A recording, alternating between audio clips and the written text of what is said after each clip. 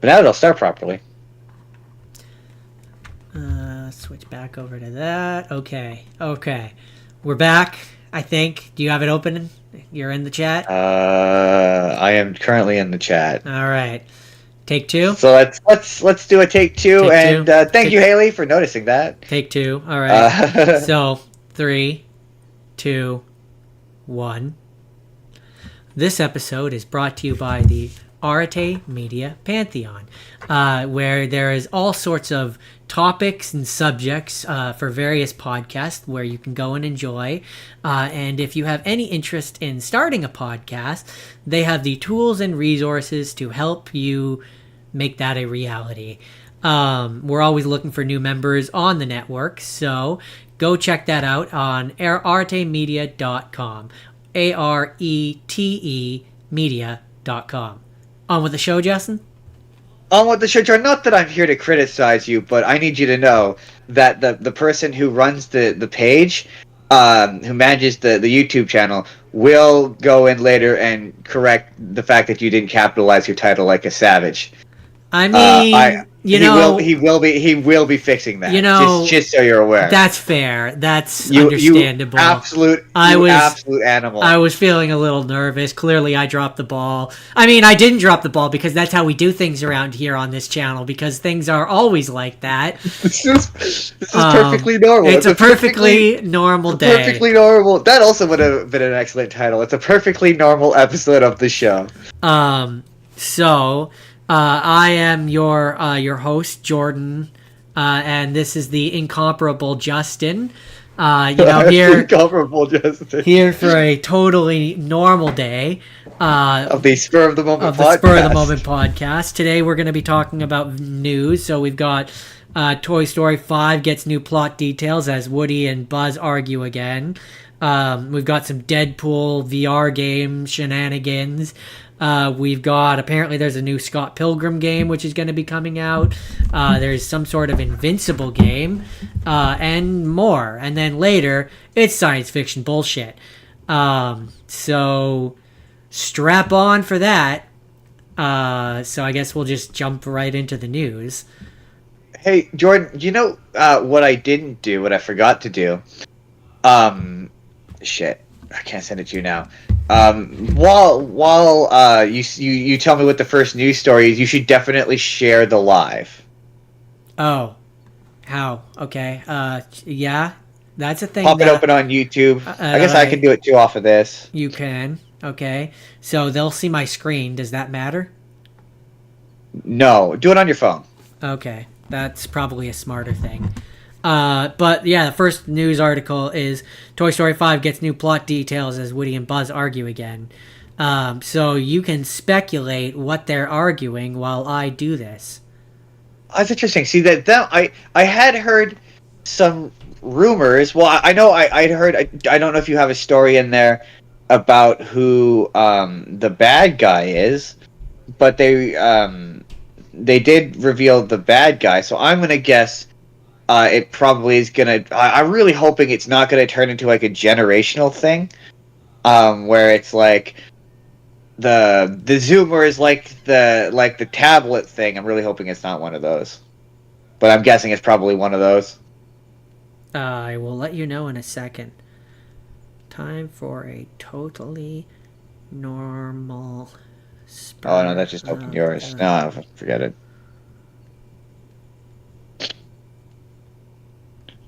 Yeah, I am in the chat as normally the Spur of the Moment, the incomparable Justin would be in the chat, but unfortunately the chat he's in does not grant him access to his Facebook. And I'm using a device that would allow me access to my Facebook, and it has the ad you cut. Yeah, I'm an idiot. I didn't think about this.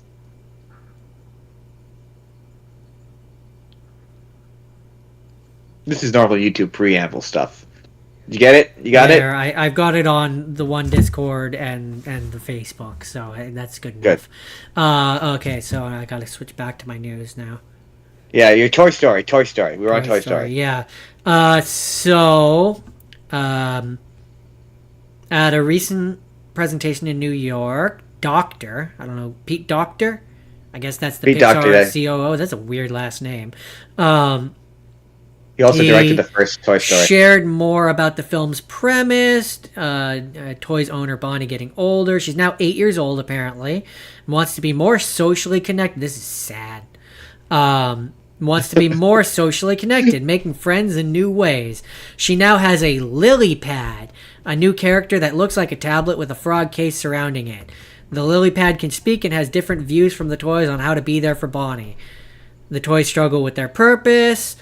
Yada, yada, yada, yada. Voice actors currently unknown, but it was reported earlier this year that Anna Faris would have an undisclosed voice role in the film.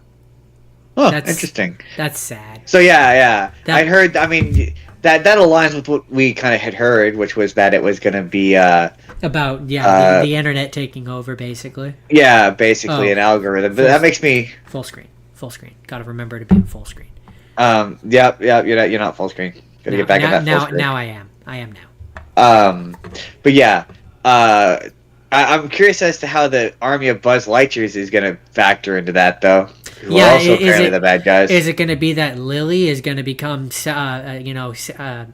HAL 5000 and like use it to take over the microchips of the toys, or like I don't know. I just the fact that Toy Story has become a thing where it's like the kids want to be on the iPads now, and the internet and the social media. The fact that that's now playing into my Toy Story bothers me.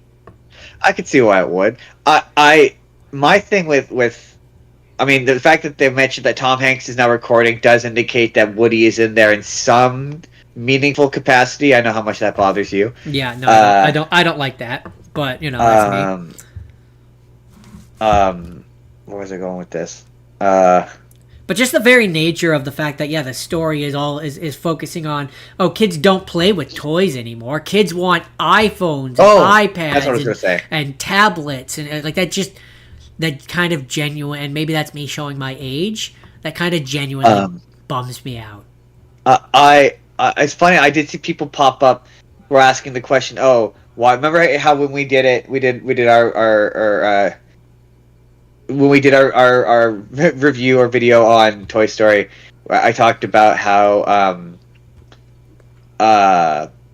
why doesn't Woody remember anything? And that theory popped off on TikTok this week. I saw a bunch of videos of people saying that. It was just all of a sudden just started to take around, and I'm not taking credit for it, but I'm taking credit for it. It's all me. It's entirely me. I think you mean in an alternate universe you would be taking credit for it, because in this universe that was me who came up with that. I said that. Oh, right. Yeah, no, that was you who did that. No, that's true.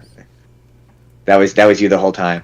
Anyway, but that's Toy Story. So moving on to the next thing. Apparently there's going to be a Deadpool video game, which I heard was VR, and I heard Deadpool looks kind of fun. I watched a small amount of it. I mean, as soon as it says VR, I kind of don't focus on it as much because I don't have VR. So yeah, the VR. The thing is, it looked like a fun, because I've seen the trailer. It looks like a fun first-person game. Like it would be fun as a regular first-person game that's had VR shit tacked onto it. All I know is that I seem to remember hearing that Neil Patrick Harris was voicing Deadpool in it, which I'm like, that's a choice. Yeah, there's a funny video of Ryan Reynolds being jealous of him being like, what? Is there actually? I mean, yeah, why wouldn't you just get him to do it? Yeah, there's a video where he's like, Doogie Howser, I'm in love with you, Doogie Howser, and he's real. And yeah, it looks fun. I think Neil Patrick Harris is an odd choice for Deadpool. It's not what I would have gone with, but... Yeah, he's different. But I mean, then again, he was Spider-Man, so... He can do the superhero thing. This is true. He was Spider-Man twice. Yeah.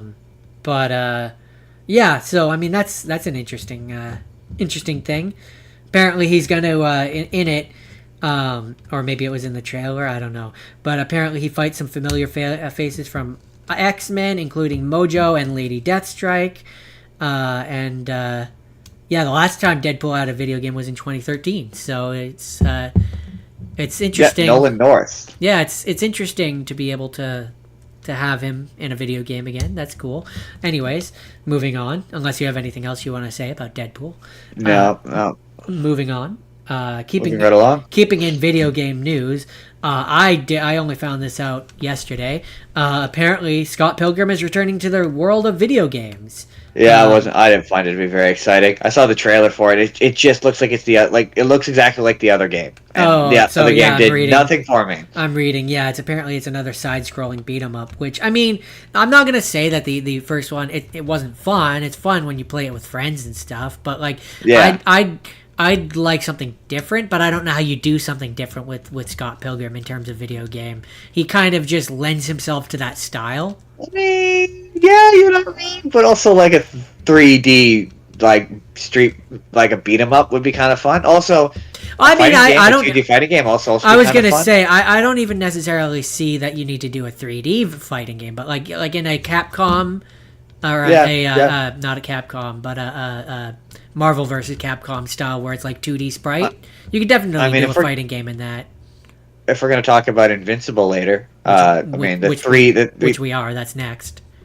The 3v3 fighting tag team fighting game is kind of becoming popular, so you could do that. So I guess that's a good segue to talk about we'll lump that. There's enough characters in that universe that can fight that you could make a pretty good fighting game. For Scott Pilgrim, you mean? Yeah, no. Yeah. Absolutely there is. And I mean, to fill out a halfway decent roster anyway. I mean, and that's where I say, like, with the previous, or even an arena fighting game would be fun too. With the previous Scott Pilgrim game, even if you just took those sprites, they have weapons, they have things, they have attack patterns. It wouldn't be that hard to put it into a side 2D screen and fight them. Yeah, I'm just not real stoked for. To be fair, I like 3D side-scrolling beat-em-ups, but they entertain me for the afternoon or like my brain associates them with an arcade cabinet.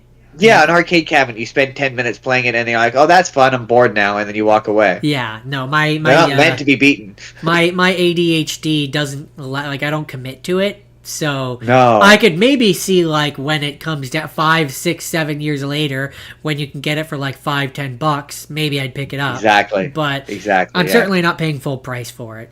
So. You did touch on that Invincible game. We'll real briefly we'll talk about that. 3 versus 3 tag fighter. So I will say I'm gonna have to retroactively go back and watch some of these trailers because I didn't. Spoiler alert. But Invincible is never one where I would have never considered it. Yeah, it's basically. Well, to be fair, it's only an alpha now, so they haven't really. But there has been a bit of gameplay, and it's pretty much Dragon Ball Z Fighters. That's fair. The 3v3, you tag in and out of your with the characters, and yeah, it's really bloody. But see, that was the whole thing. So see, my thing with that game, and there's, I mean, it's a multiverse one, right? So I want there to be dozens of different costumes that you can get for Mark. And all of they're them, gonna do that. Like all of them would be cool, but specifically for Mark, I want like all the different versions of him, and I want them all to have slightly like 1 or 2 moves that are slightly different between them. I'm sure they're gonna have all of the versions of Mark that are like, even if it's just a costume thing. I'm sure they're gonna. And then like then you that's a fun way for the studio to be able to be creative. For all of the characters, have a few different versions of Adam Eve, have a few different versions of Omni-Man. Like, it'd be fun if you had a version of Omni-Man who was a good guy.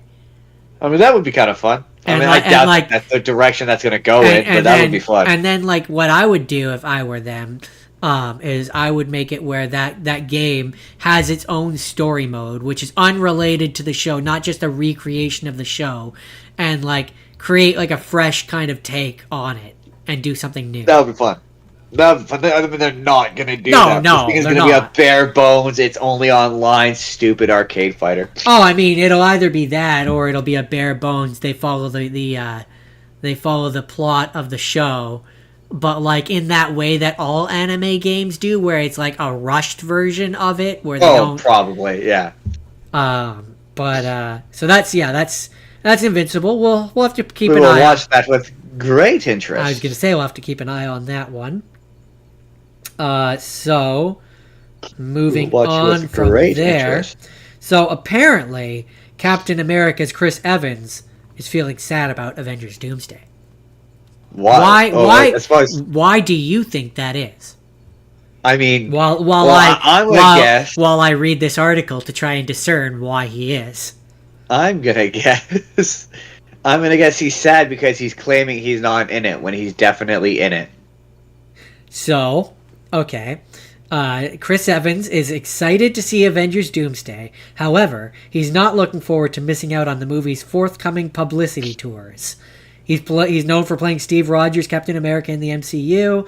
I need to blow my nose. Yeah, no, as you say, as they obviously don't want to confirm if he's in it or not, he can't be on any of the press junkets. So nope, but he's definitely in that movie. Yeah, I'm guessing that's why he's sad. But the question is what version of Captain America will he be? Will he be our version? Is he going to be old man Captain America? Are they going to have him be Hydra America? I don't think they're going to specifically do Hydra. It'll be a reference to Hydra America. Yeah, he's coming in as an evil Captain America. Or is he going to come in as a version of Johnny Storm? No, I think they're going to do the evil version because apparently, allegedly, like he's in it and he's playing like 3 or 4 different versions of Steve Rogers. So I think he's in it. Well, that would make sense to me because the way that they've portrayed Robert Downey Doom, he really just feels like Iron Man, evil Iron Man to me. So I could definitely see it being a thing where he's quote unquote Doom, but like he's not Victor Von Doom, and he's like his world that he comes from, the Avengers are evil, and that's where Hydra Captain America will come from. That's where he comes from, and instead of calling himself Iron Man, he calls himself Doom, but he's not Victor Von Doom, so he's not the real Doctor Doom. That way they can introduce real Doctor Doom later if they want to. Yeah, exactly. I could absolutely see them going that route, and then that way you get to bring back a bunch of the old original Avengers, but they don't have to be the Avengers, and they could be the evil version of the Avengers, and that would be fun because like you could have like an evil version of the Hulk, evil version of Hawkeye, like all of them, and that'd be interesting. Exactly.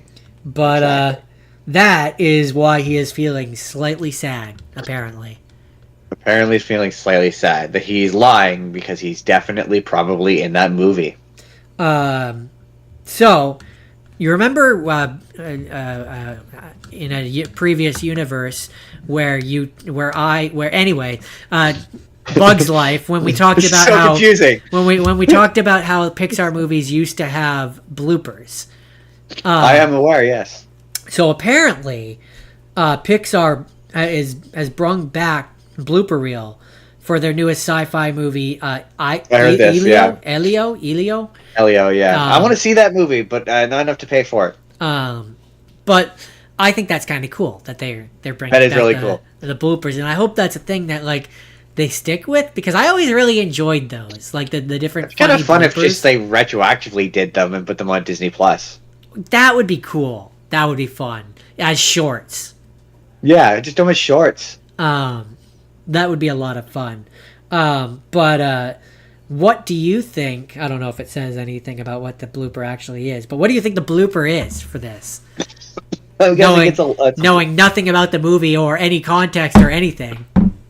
I'm guessing the characters break into a fit of laughter. It just says the video is a hilarious blooper reel. It's a hilarious blooper reel. Featuring some of the movie's characters.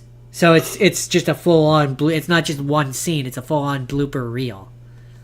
Well, all right then. I don't know then. That's kind of cool. That's pretty neat. Moving on. All right. So, Spider-Man Beyond the Spider-Verse update given by Star.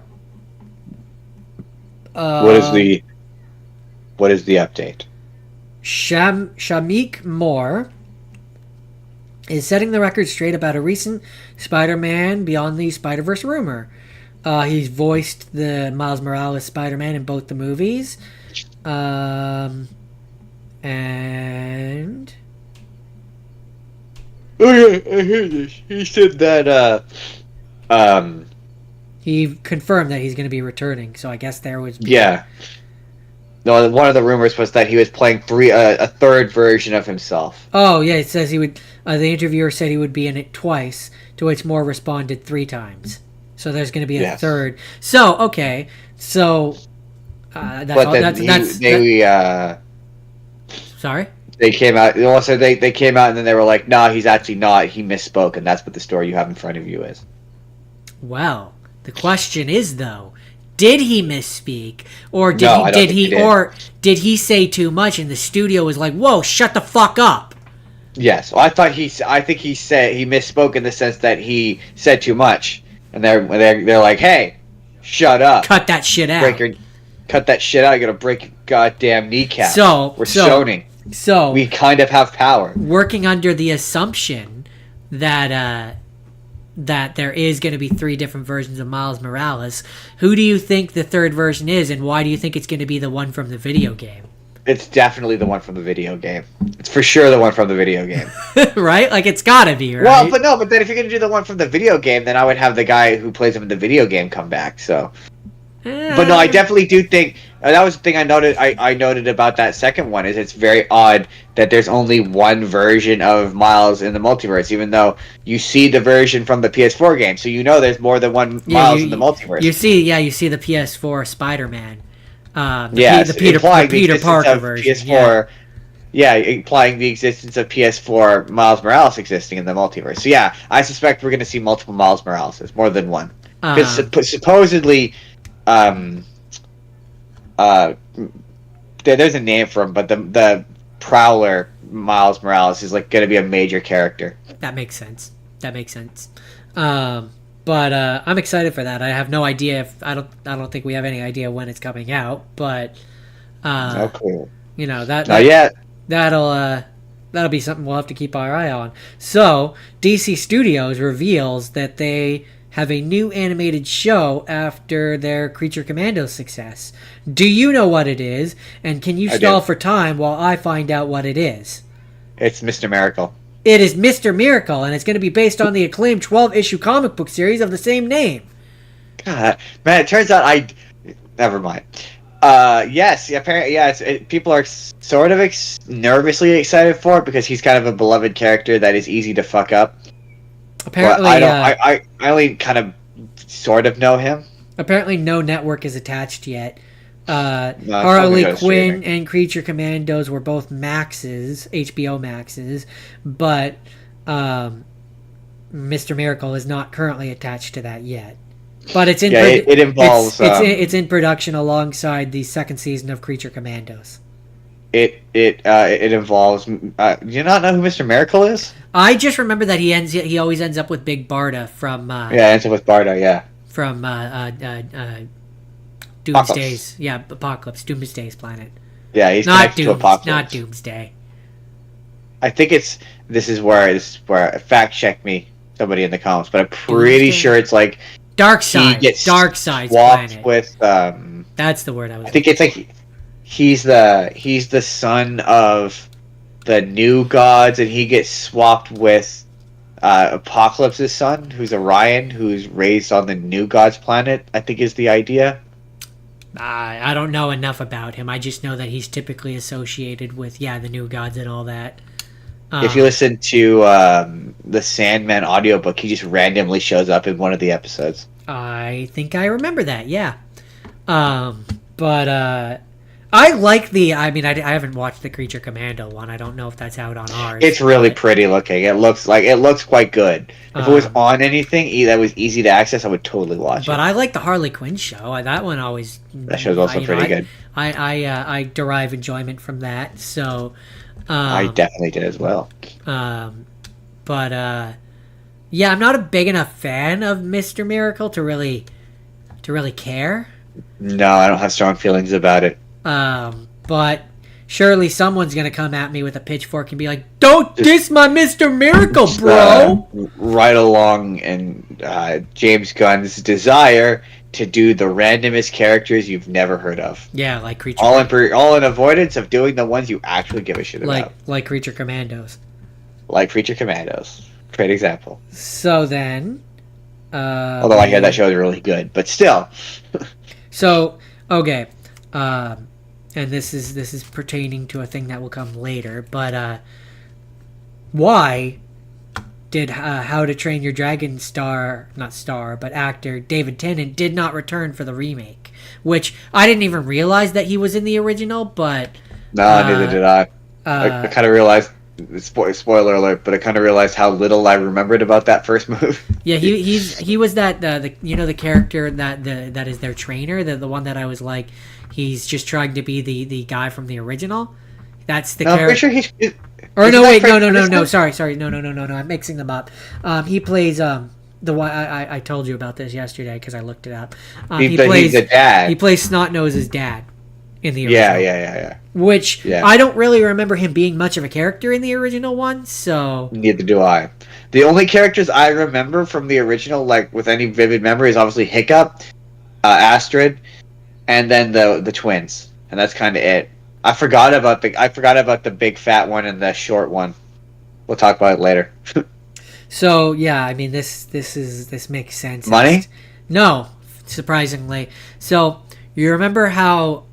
Spoiler alert! They didn't ask for him. Our review. No, let me finish. You remember how you talked about the fat character and how he doesn't look. So the reason why David Tennant didn't return was because of physical casting considerations. He didn't look like a Viking. He didn't. Yeah. He didn't. Fit, he didn't fit what the character, what they wanted the character to look like. Fair enough, I suppose. They just didn't align with the. And so.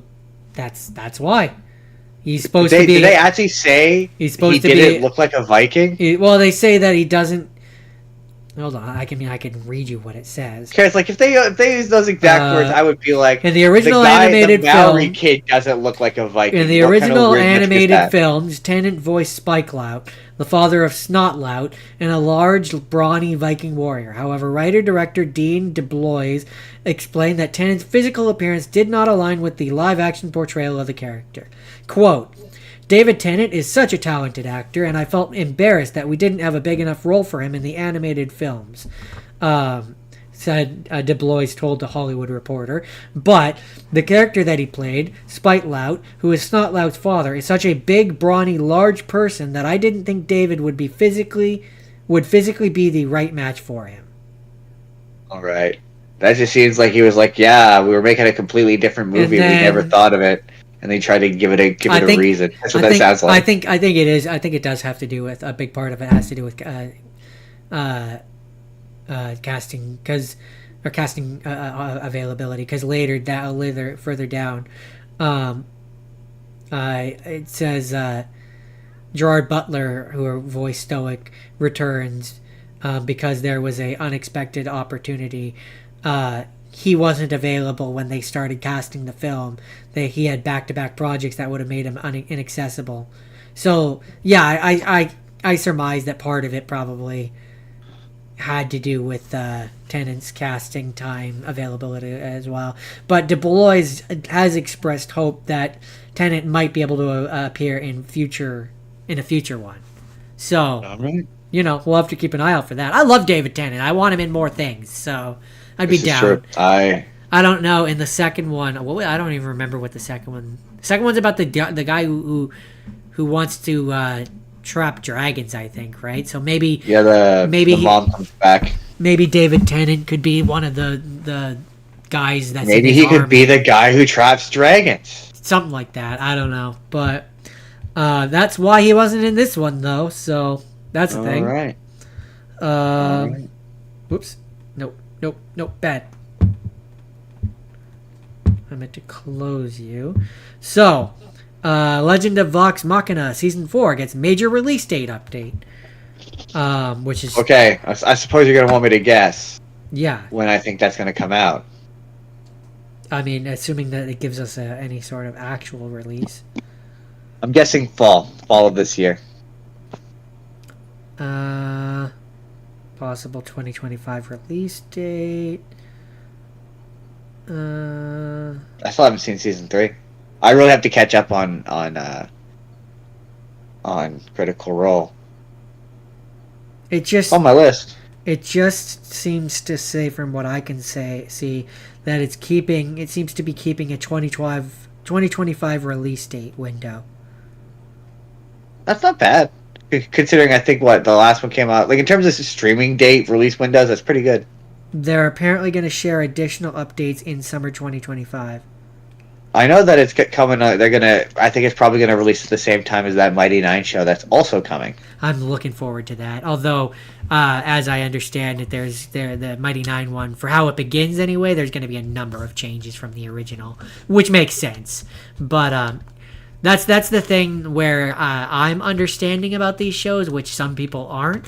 Is I understand these are adaptions. They're adaptions of the original. You're not going to have a 300 hour show which is going to show every single moment from these. Like you have to narratively cut certain things so that it works as a show, and I understand that.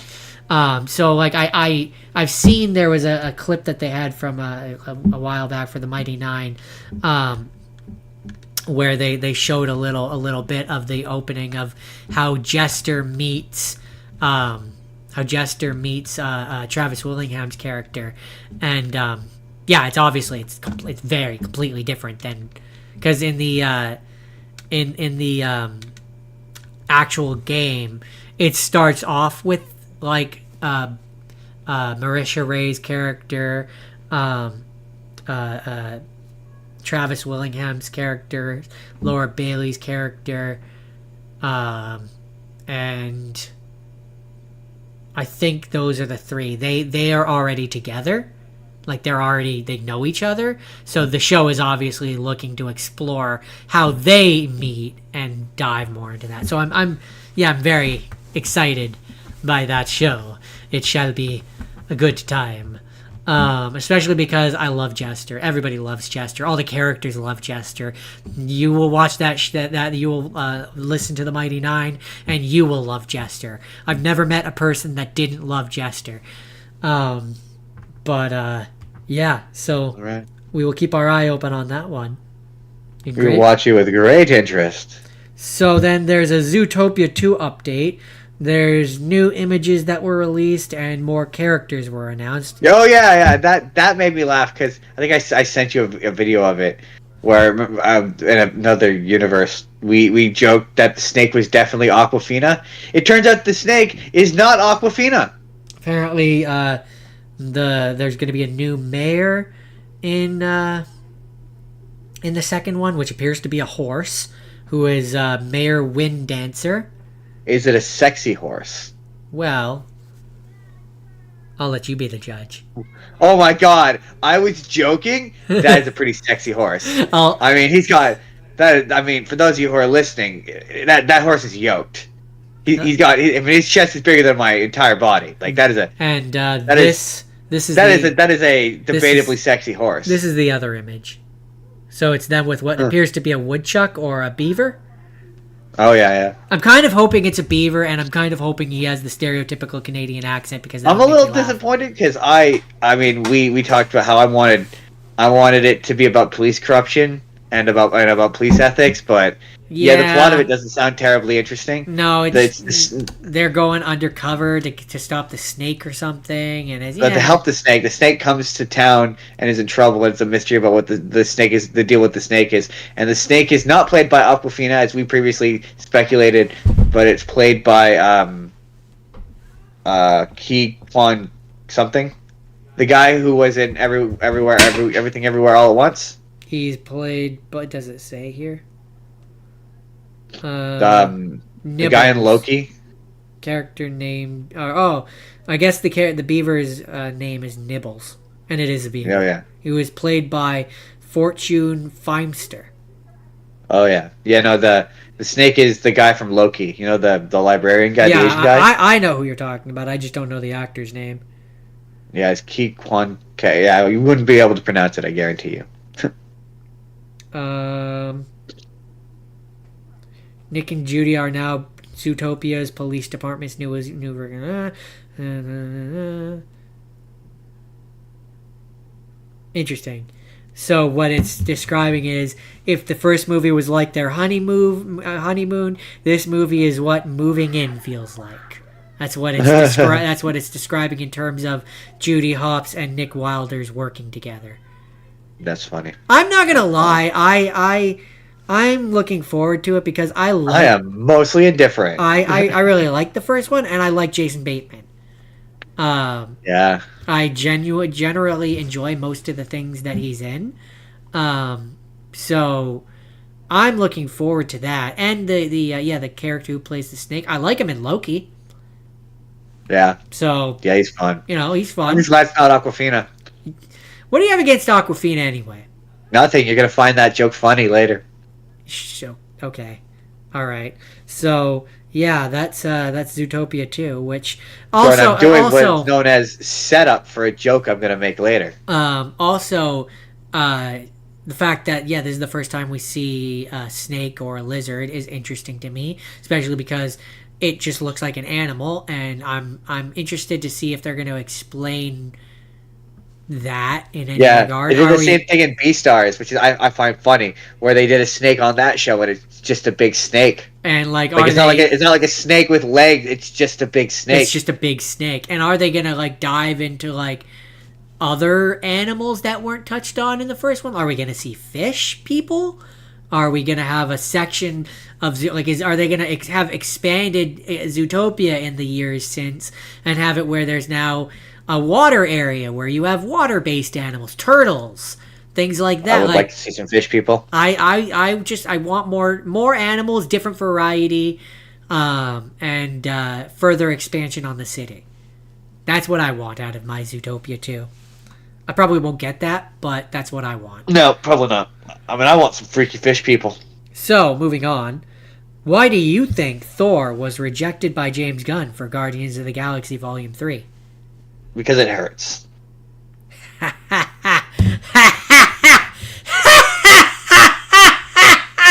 Thank you. I'll see myself out now.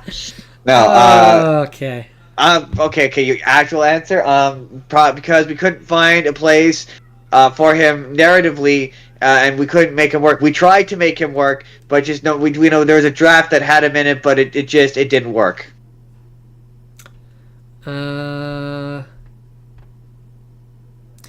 Okay, so while speaking with EW, Gunn recalled watching that moment at the moment where Thor is with the Guardians in Avengers Endgame. And while most fans were excited for the Asgardians of the Galaxy, Gunn did not want to include Thor, despite his affinity for Chris Hemsworth. Quote, I said in the script notes, I'm not going to put him in. I don't want to have Thor and the Guardians. I don't want to do a movie with Thor, Gunn said. Quote, I don't understand the character that much. I love watching his movies, and I love Chris Hemsworth as a guy. I don't understand how to write that character. I was very wrong. I was so wrong. Wasn't even close. So while he didn't, I argue the person who did Thor Love and Thunder didn't know how to write the character either, but, that's just me. You mean Taika Waititi? I stand by what I said. So, yeah, that's why he just didn't know how to handle the character or write him or do him in a way that would be good, I guess. That's kind of a downer of a... I was hoping for more from this news article. I just didn't want to write Thor. I didn't know how to do him, and I didn't want to do it, so I didn't do it. Well, that's fair. Okay. That's how that movie read. Okay. So we're gonna probably bust through the rest of these pretty quick, which is fine because we're coming up on 40. Oh, that's already... Really? We've already done that. We've done 40 minutes already? Wow, it does not feel like 40 minutes. So, Stranger Things animated show gets first details, timeline revealed. Yeah. To which Who cares? my question is, why are we still talking about Stranger Things stuff? None of the actors want to do it.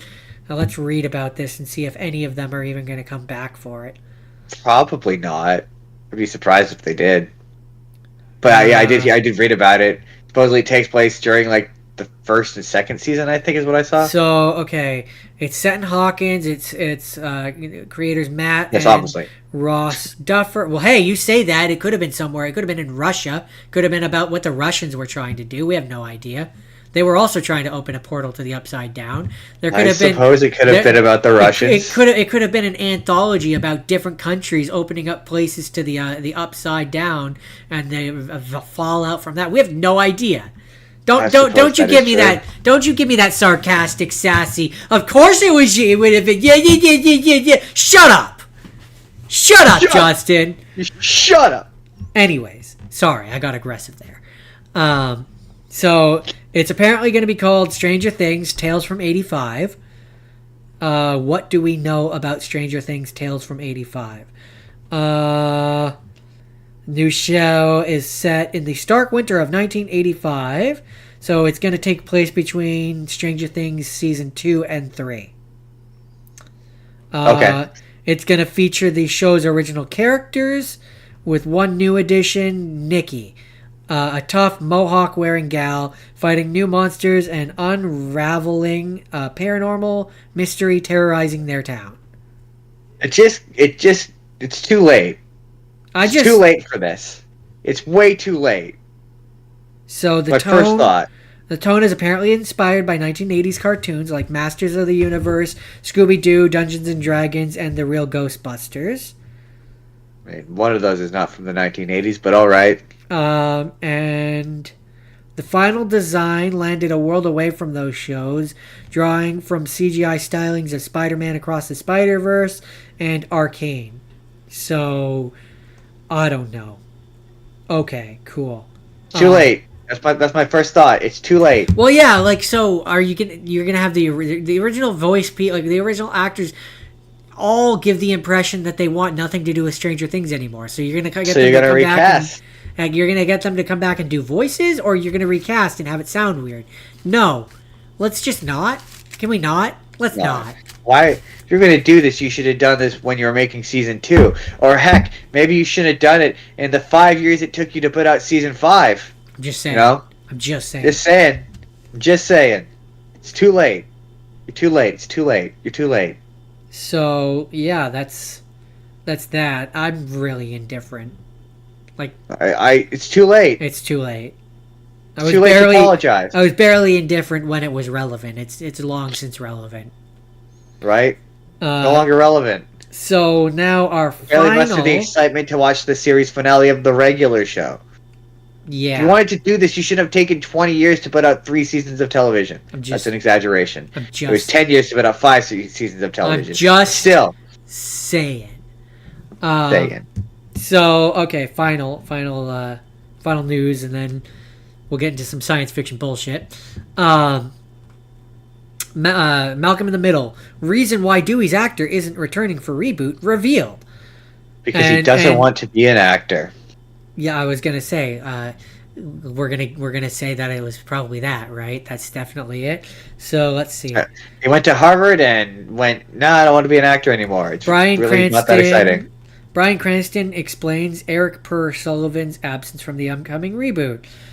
The same explanation the mom gave and Frankie gave and they all gave. Yeah, I mean, definitely. In an interview on the Fly on the Wall podcast, Cranston, who played the beloved TV dad Hal, revealed that he had a conversation with Sullivan and asked him to return as Dewey once again.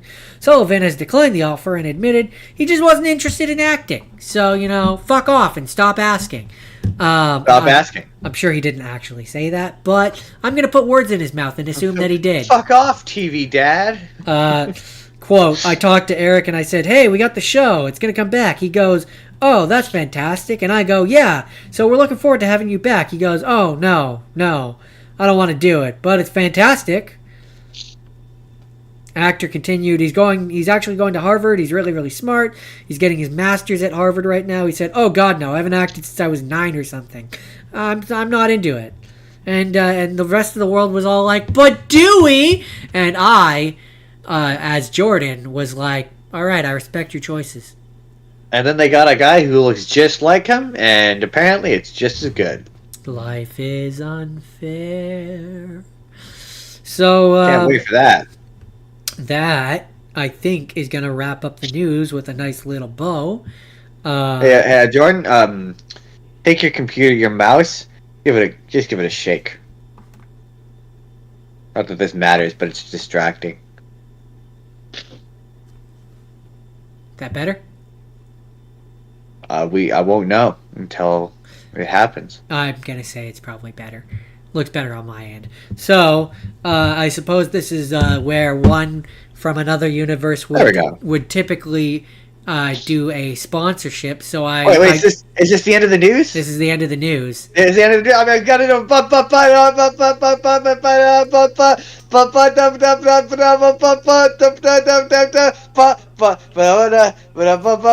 And cut. But Jordan, you didn't do your customary milking the cows. He's milking the cows. Okay, that's enough. Yeah, definitely cows.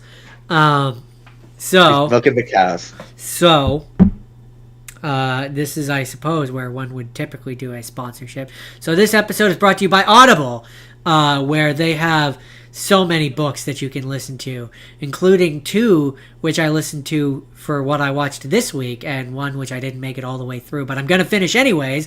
They have so many different options. You pay, and you get a 1 credit per month, where you can spend it on anything in their category. They have the free section where you can listen to any of the books in that for free, and most importantly, if you can't pay for a month and you have to stop using it, you still have access to all the books that you had access to in your personal library.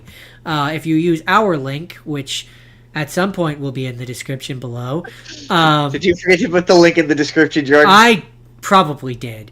If that's something someone's gonna have to add later. Yeah, it's something that someone might have to add later, because if it wasn't in the previous series of things that I never delete, wink, then it's probably not in there. No, it absolutely is not. It's something we're gonna have to add later, but that's fine. Later on, use our link in the description below. Go sign up for Audible, and it helps out the show. It gets you access to a pristine service where, as an aside, if you have customer service issues, I had a customer service issue where one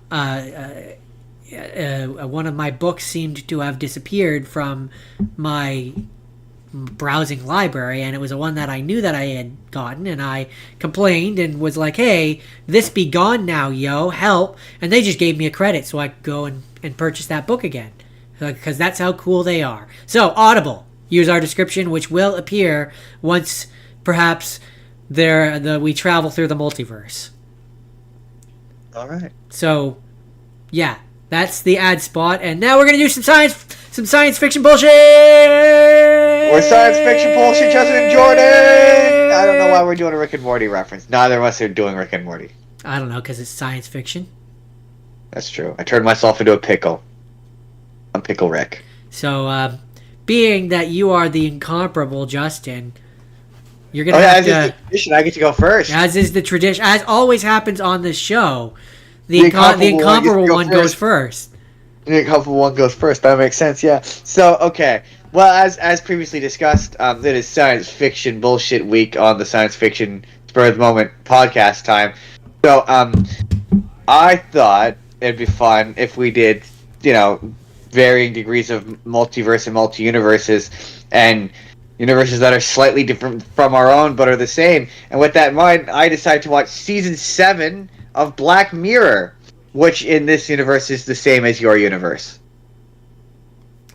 That cough. Anyway, that checks out. That's an important distinction here. Is in this multiversal episode, there's only very slightly differences, which mostly just encompasses things related to this show.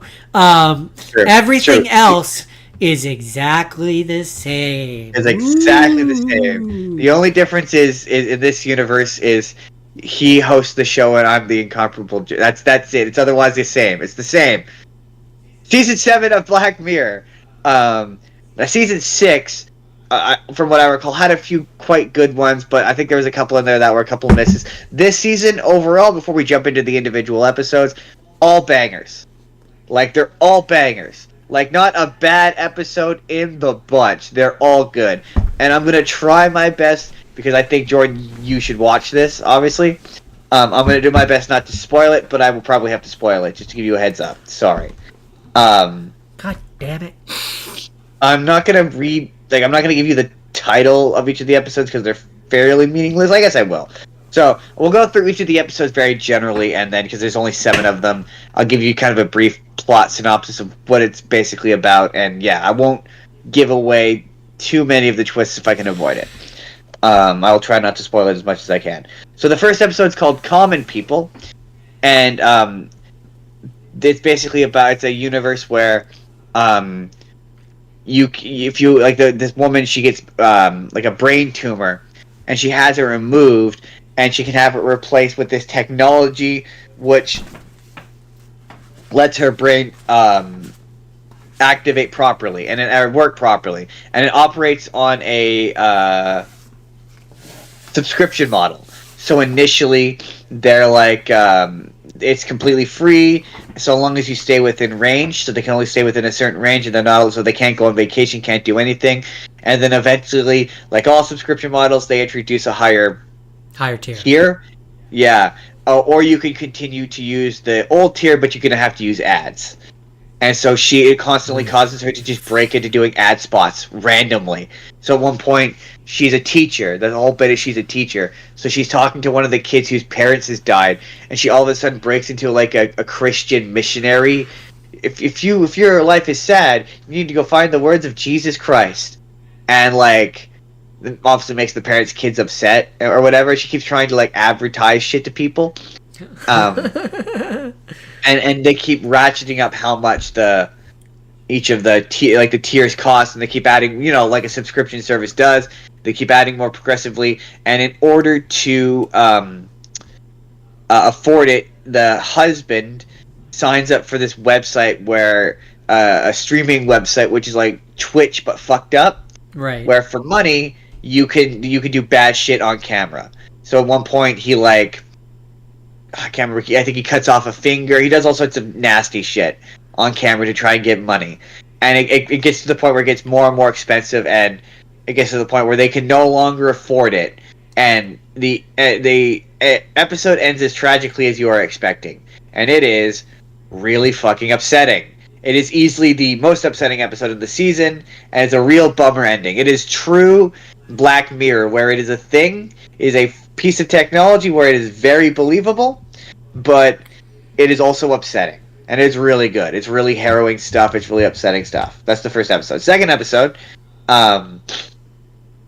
is a woman. She works at a R&D company for food, and this woman shows up, and from her past that she bullied when they were in high school, and is seemingly like doing all this stuff, like ruining her life. Like at one point, she steals, like, there's this running bit where she's stealing the like soy milk from the fridge or whatever, and she's framing the one girl, and it gets to the end of the episode, and it turns out that she has been using a machine, which is basically like, do you remember that episode of Rick and Morty where he gives Morty the do-over button? Oh yeah. But it's not actually doing over, and it's just skipping him into a new universe. Shunting him into a new universe. Same deal. So she's got a device which lets her jump into a new universe. So like at one point she accuses her of eating drinking the nut milk, and she's like, I can't, I have a nut allergy. And they're like, nut allergy? What's a nut allergy? Nut allergy? What does that mean? What do those words mean? And then the episode ends with her. It doesn't end as tragically, is all I'll say. I won't spoil the ending. But yeah, there's a big confrontation where she finds out that she's been using this technology to ruin her life and like kill every single one of the people who bullied her in high school. Next episode is an episode called Hotel Reverie, and this was like, again, all bangers, all solid, but this might have been one of the best ones. And it's got Aquafina is in it. and she is a woman who is basically, she has this technology where they put you into a movie, and the movie constructs all these like AI people that populate the world of this movie, so that these people within this world, they believe what's happening is real, and so they are going to use this technology to remake what is effectively Casablanca. It's an old school movie, and they hire this actress to be put in it. And Aquafina is really good. Like, she's genuinely really good in it. Like, she's not being Aquafina; she's being an actual person, and it really works. And eventually, obviously there's drama. The technology breaks down, and so the lead actress, there's like echoes of the actual actress who's playing this character, and she's kind of remembering her former life or whatever, and they become trapped. The machine breaks down because someone spills like juice on it or whatever, and the machine breaks down and they're trapped in it, and they like fall in love or whatever. And it's kind of similar to in terms of tone and how it's made, to the one where it's the lesbians in the afterlife machine. Been a while since I've watched it. I think I remember that one. Called. It's kind of similar to that, and it doesn't have a eventually it gets to the point where in order for the girl to get out, she has to finish the movie, but her existence in this world has changed the movie and created a plot hole. So there's like two sort of points of view. There's her in the movie, and then there's Aquafina outside of the movie, kind of like being her man in her chair, like guiding her through the movie. So they eventually change the ending of it, so that instead of, it ends up in the original ending, it's like they get together or something. It's like a tragic ending. So now it changes, so it's a tragic ending. So the girl sacrifices herself so she can get away, and it has a sad ending where they don't get together in the end, but she still gets to talk to her. So it's kind of like this kind of bittersweet kind of thing. It's phenomenal, really, really good. Next episode, Peter Capaldi. It's called Plaything. Ooh. Real again, total solid episode. Peter Capaldi. It brings back. Remember the Choose Your Own Adventure special? Yeah, the Bandersnatch. Yeah, it brings back Bandersnatch. Huh. So basically, See, I heard that they took the Bandersnatch off of Netflix. So that I don't know, but the character, the Will Poulter character is in it. So I guess my question though, before you go too deep into it, is, so I know you and I have seen the original Bandersnatch episode. Is this this is a good episode if you've seen that? Is this still a good episode if you haven't seen that? The ending is a little underexplained. It's maybe one of the weaker ones because the ending is a bit undercooked. But in terms of its connection to not really, because obviously depending on what ending you got in Bandersnatch, he just kind of disappears. In this, they characterize it as he had a mental breakdown, and he has now recovered. And basically, what it is, they find that the police arrest. It's in like a near future kind of situation, and the police scan Peter Capaldi and find that he has killed someone. And it's a series of flashbacks as he's being interviewed by these cops, him telling his life story and how he found, or he was basically a autistic kind of guy, is how they kind of sort of portray it. And he's a video game reviewer. He writes for a video game magazine, and he's been charged with going to the guy from Bandersnatch, who he's going to do a preview on this video game. But when it goes to the guy from Bandersnatch, he's like, oh no, it's not actually a video game. It's just the only way I could articulate it so that the plebeians would understand what this is. But I've created digital life. And it's just little 2D sprite characters on a computer screen. And they talk. They have this little music. And Peter Capaldi, he has this friend who gives him acid. And he does a bunch of acid. And the things start talking to him and start convincing him to do things.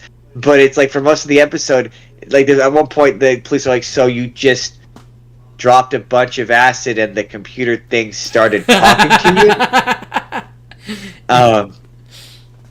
And Oh, this I do have I to get it. You're crazy. yeah, and so at a point, the friend who got him the acid, who's a drug dealer, the whole bit is you find out that Peter Capaldi's character killed him because he thought that the little things were a video game, and after months and months of doing acid and talking to them, he felt they were alive, but the guy thought it was a video game, so yeah, he killed a bunch of them, and so in a rage, Peter Capaldi's character kills him, like beats him to death with like a rock or whatever, and kills him, and dismembers the body and disposes of it and hides it. And then yeah, does a bunch more acid, talks to the creatures a bunch more, and it ends up expanding them a whole bunch. And it turns out that they were trying, like he keeps going, oh, I want to tell you what their message is, but I have to be able to draw it. Like no, and so finally at the end they give him a pen to let him draw it, and he reveals it to this central computer, and it connects to everything, and then the episode ends with everyone receiving the message of these digital creatures, and it just kind of ends. It doesn't show, like it doesn't. The morality of it doesn't. He says it's a good thing, but it also makes it seem like he's kind of, a lot of the musical cues and a lot of his acting comes across as vaguely sinister. So it reads like it's a bad ending, but I'd be interested to know what you thought, what your read of it was in another universe. Maybe I don't know. We'll find a way to get you to watch it. We'll talk about it again in another universe. Because I was confused by the ending. I was like, is this bad? This seems bad, but it's not reading as bad necessarily. And then the next episode is an episode called Eulogy. How many episodes are there? I got 3 more. No, 2. Sorry, 1 more. 1 more after this. Okay.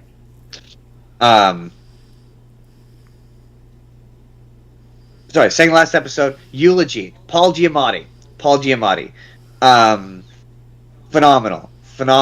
Basically, the technology in this is it's a eulogy service that comes, and it's a little AI thing that scans your brain and tries to find memories of your attachment to this person that you can put, so they can do a virtual eulogy at a funeral. This person who has died. That sounds upsetting.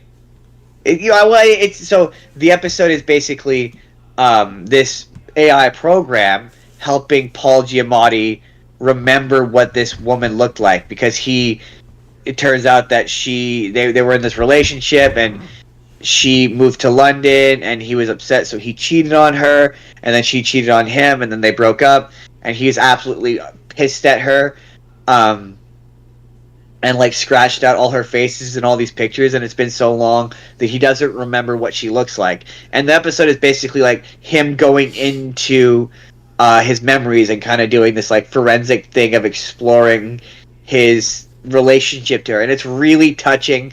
The ending of it, when he eventually does get to see what she looks like, is really moving and really touching. The performance from Paul Giamatti is phenomenal. It's so good.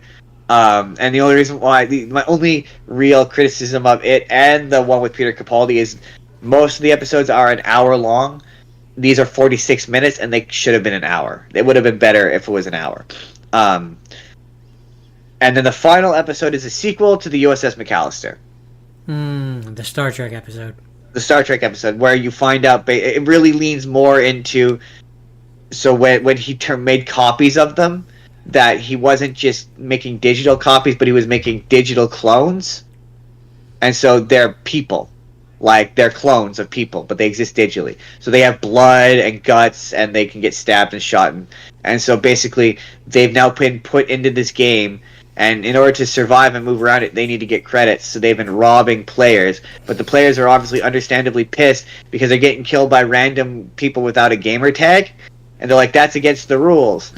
And so it's basically, the episode is them trying to figure out how to exist. While in the real world, there is like sort of a conspiracy involving the real people and the boss and the nature of the online thing. There's a big reveal twist at the end about what's running the system. And yeah, it's really more about clone ethics, which is not what that original McAllister was about.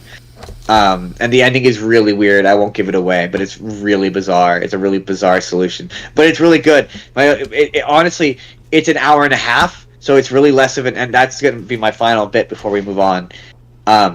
Is this season? I would say it's less of a series of episodes of television and more of a series of short films. And in the case of the USS McAllister, feature film because it's an hour and a half long, and it pads like a movie. It feels like a movie. So I see these less as television because an hour and a half long episode of television is not television; it's a movie. Yeah, I tend to agree with that. But yeah, it's really good, and I would like to come back to this and talk about some of these episodes in more depth one day. Well, all right then. That's it. But that's it for Black season Mirror. 7 of Black Mirror. Okay.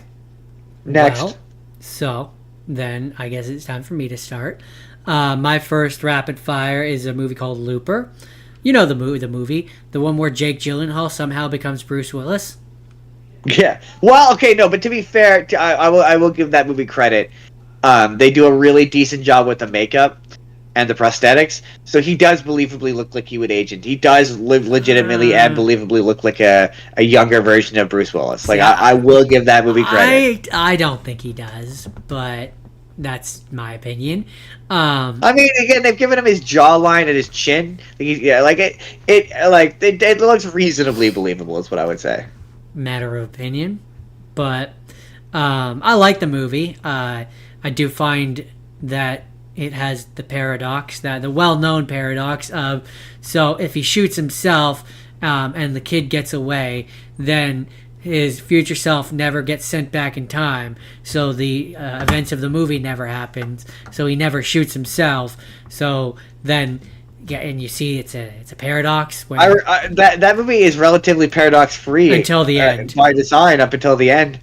Yeah, no, very much by design. The ending of that movie's bad. Like at the end, where he's like, I saw a kid who was gonna grow up, yada yada yada, and a guy who would do anything to save his wife, and I took the only choice I had, and he shoots himself. But by shooting himself, his future self wouldn't come back in time, and it's just, yeah, the events of the movie wouldn't happen, and thus he wouldn't have shot himself, and so then he would have, and then he would have, but then he would have, and then oh, my head.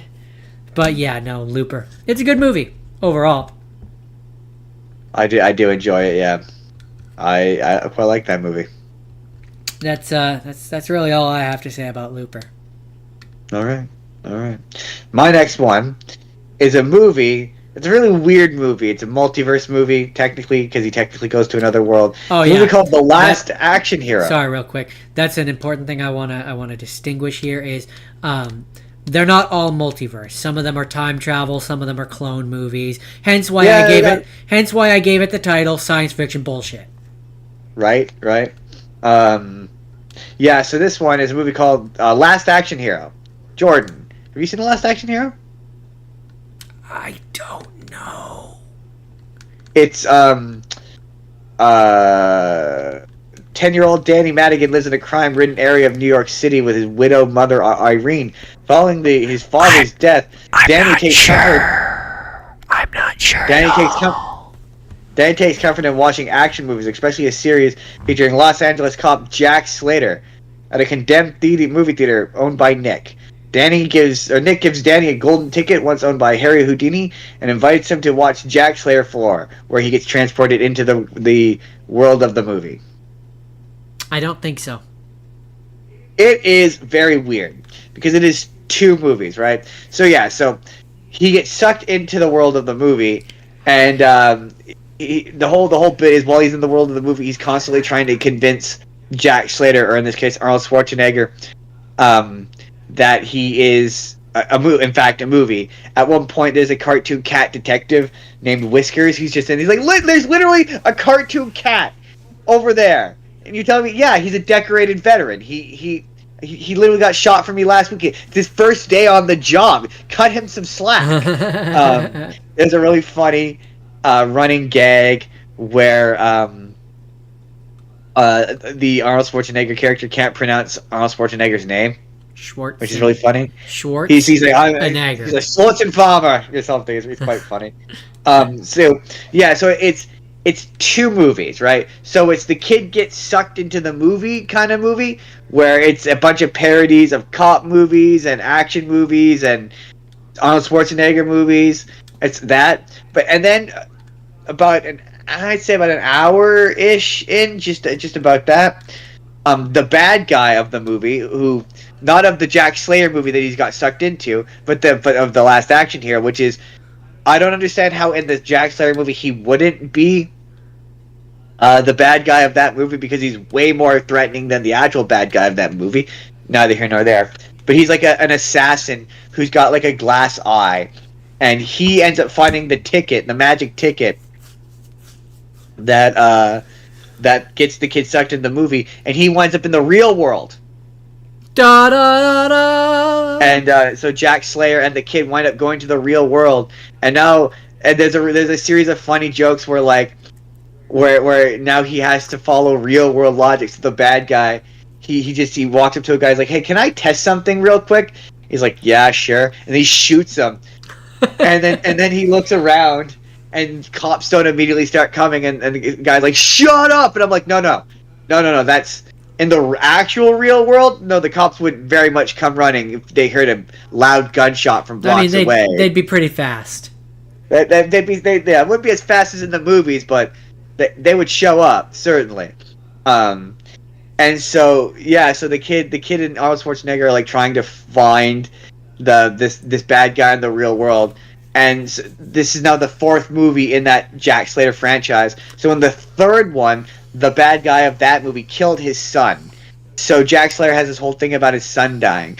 So it's Charles Dance. It's the bad guy from Game of Thrones, the Tyrion Lannister's dad from Game of Thrones. Yeah. He ends up bringing that bad guy to the real world, and there's a point where they do that same joke we talked about last week from Jet Jackson, where it was like they run into the real life version of the guy who's playing the bad guy from the third movie. So the bad guy from the third movie shows up at this premiere, and he's like, "Dude, why are you weren't told to show up in costume? What are you doing? You look like a total psycho."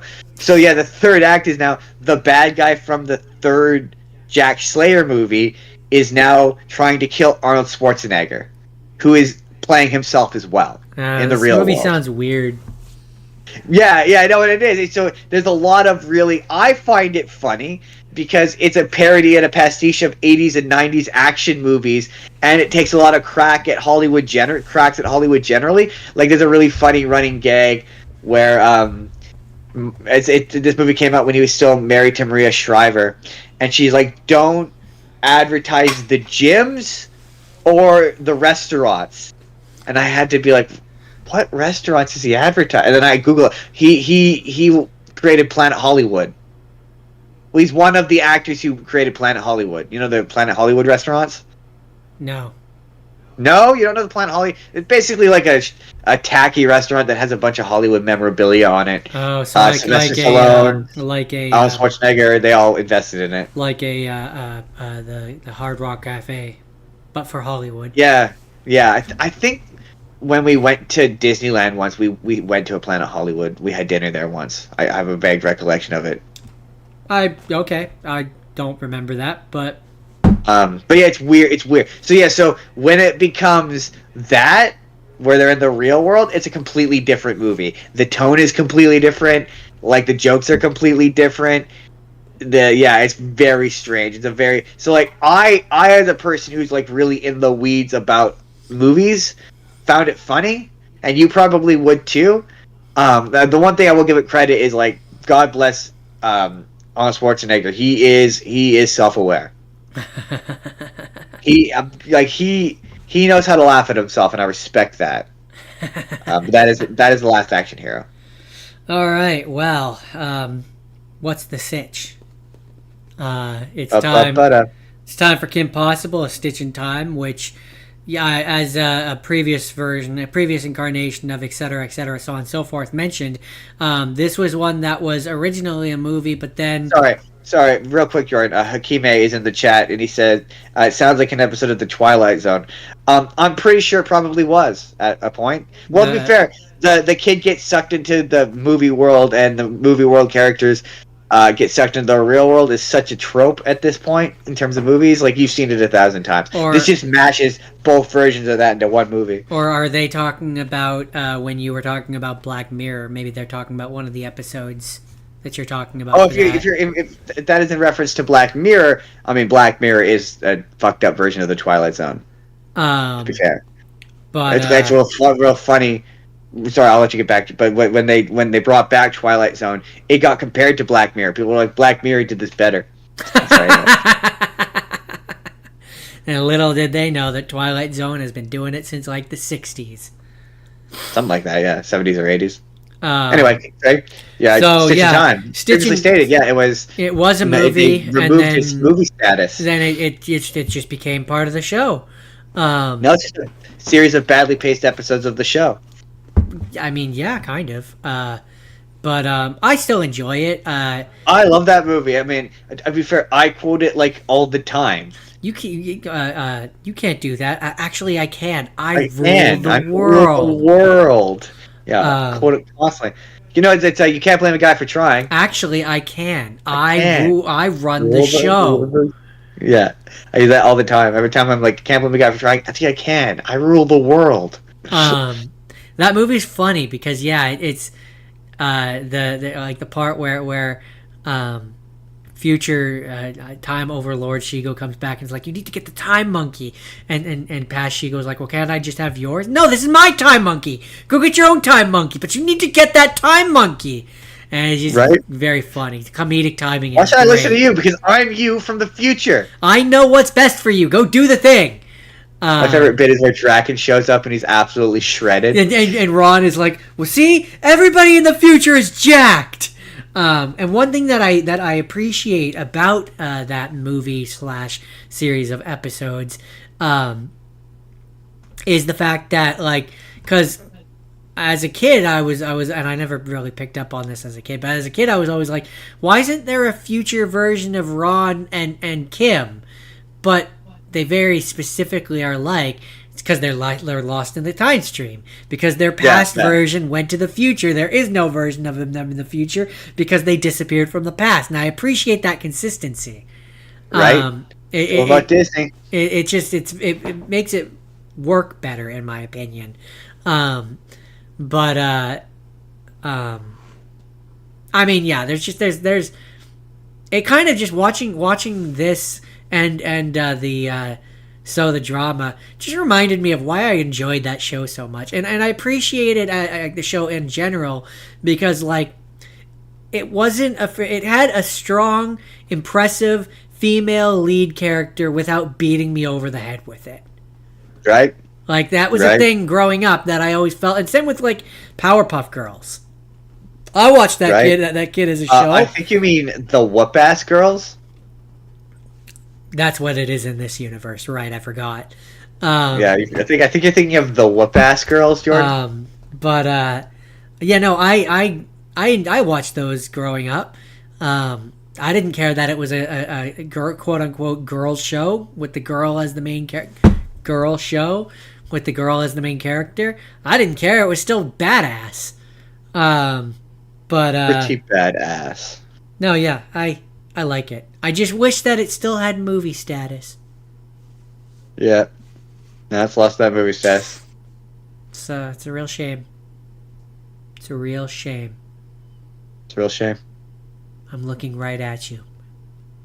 I'm looking as hard as I can. But that's Kim Possible, Stitch in Time. All right. So my next movie is you're right. We didn't just do multiverse. We want to do time travel, and I want to do a time travel movie I'd never seen, and this is the sequel to Evil Dead 2.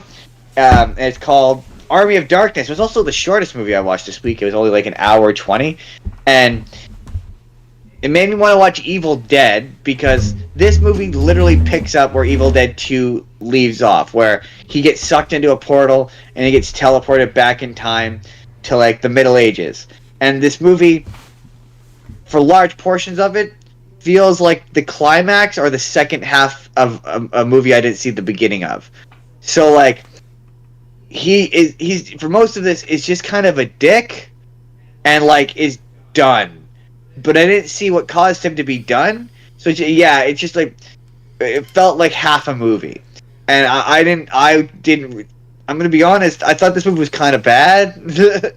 Like he was such a dick character, and there's a lot of really random, like they're not really scary, they're kind of goofy, silly, but I can't tell if it's intentional. Kind of, it seems like it might be intentional. Kind of weird, kind of like scenes. Like at one point I had to go back and rewatch one scene multiple times because like I looked down for half a second and then I looked up and then all of a sudden he's fighting little versions of himself, like 5 or 6 of them, and then they all merge into one big version of himself. They calls himself Evil Ash, and then good Ash kills Evil Ash.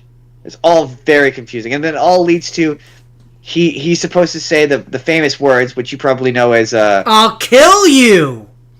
No, that's Optimus Prime's catchphrase. The famous words for this one is I'm going to say it back. Klata Verada Nikto.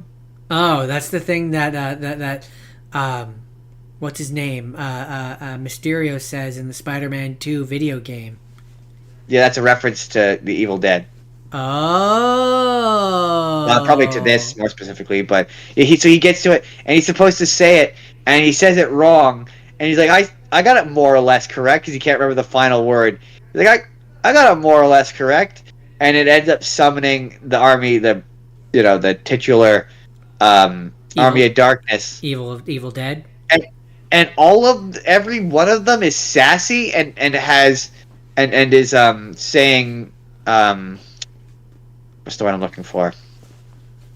Like they're all sassy and they're all making jokes and quips. They're all being quippy, and it's weird. And like some of the special effects are honestly kind of good. Like there's a lot of skeletons that are moving around and fighting guys and killing guys, and some of the puppetry is pretty good. But overall, I just didn't think it was a very good movie, and I'm sure comments probably going to yell at me for it. But I just did not enjoy it. It's okay. They're coming for an alternate version of you. You know. Sure. I won't be here next week. No, it won't matter anymore. It'll be. It won't matter. It's true. That's it. That's Army of Darkness. Oh, that's Army of Darkness. Okay. That's Army of Darkness. So now we move into the slightly more interesting things to talk about. I watched a movie called Parallel, which, as an aside, if you Google Parallel movie, there's like 2 movies that pop up. This is the less recent version. You're right. Which, as an aside, I'm pretty sure from what I remember, it's Canadian made. So that's cool. Because there's a part in it that I seem to remember where there's a mention of Vancouver. But which is always weird. That always throws me off. But so basically, the group of 4 friends, they're trying to do like a tech startup thing where they create an app, and then a person who they were going to bring on to be part of their tech group steals their idea when the company that they were going to make like a parking app or something like that, and the corporation that they were... That's pretty basic. I was expecting something more complicated. The corporation that they were...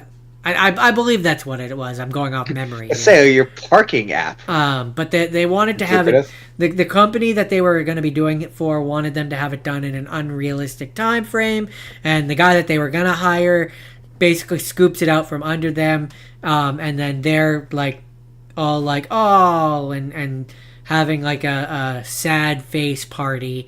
When they, in their attic or whatever, behind a mirror, they discover a hidden panel, and up in what is like a secret attic or something like that, they discover bolted to the ground this mirror, which when it's in the correct angle allows them to enter the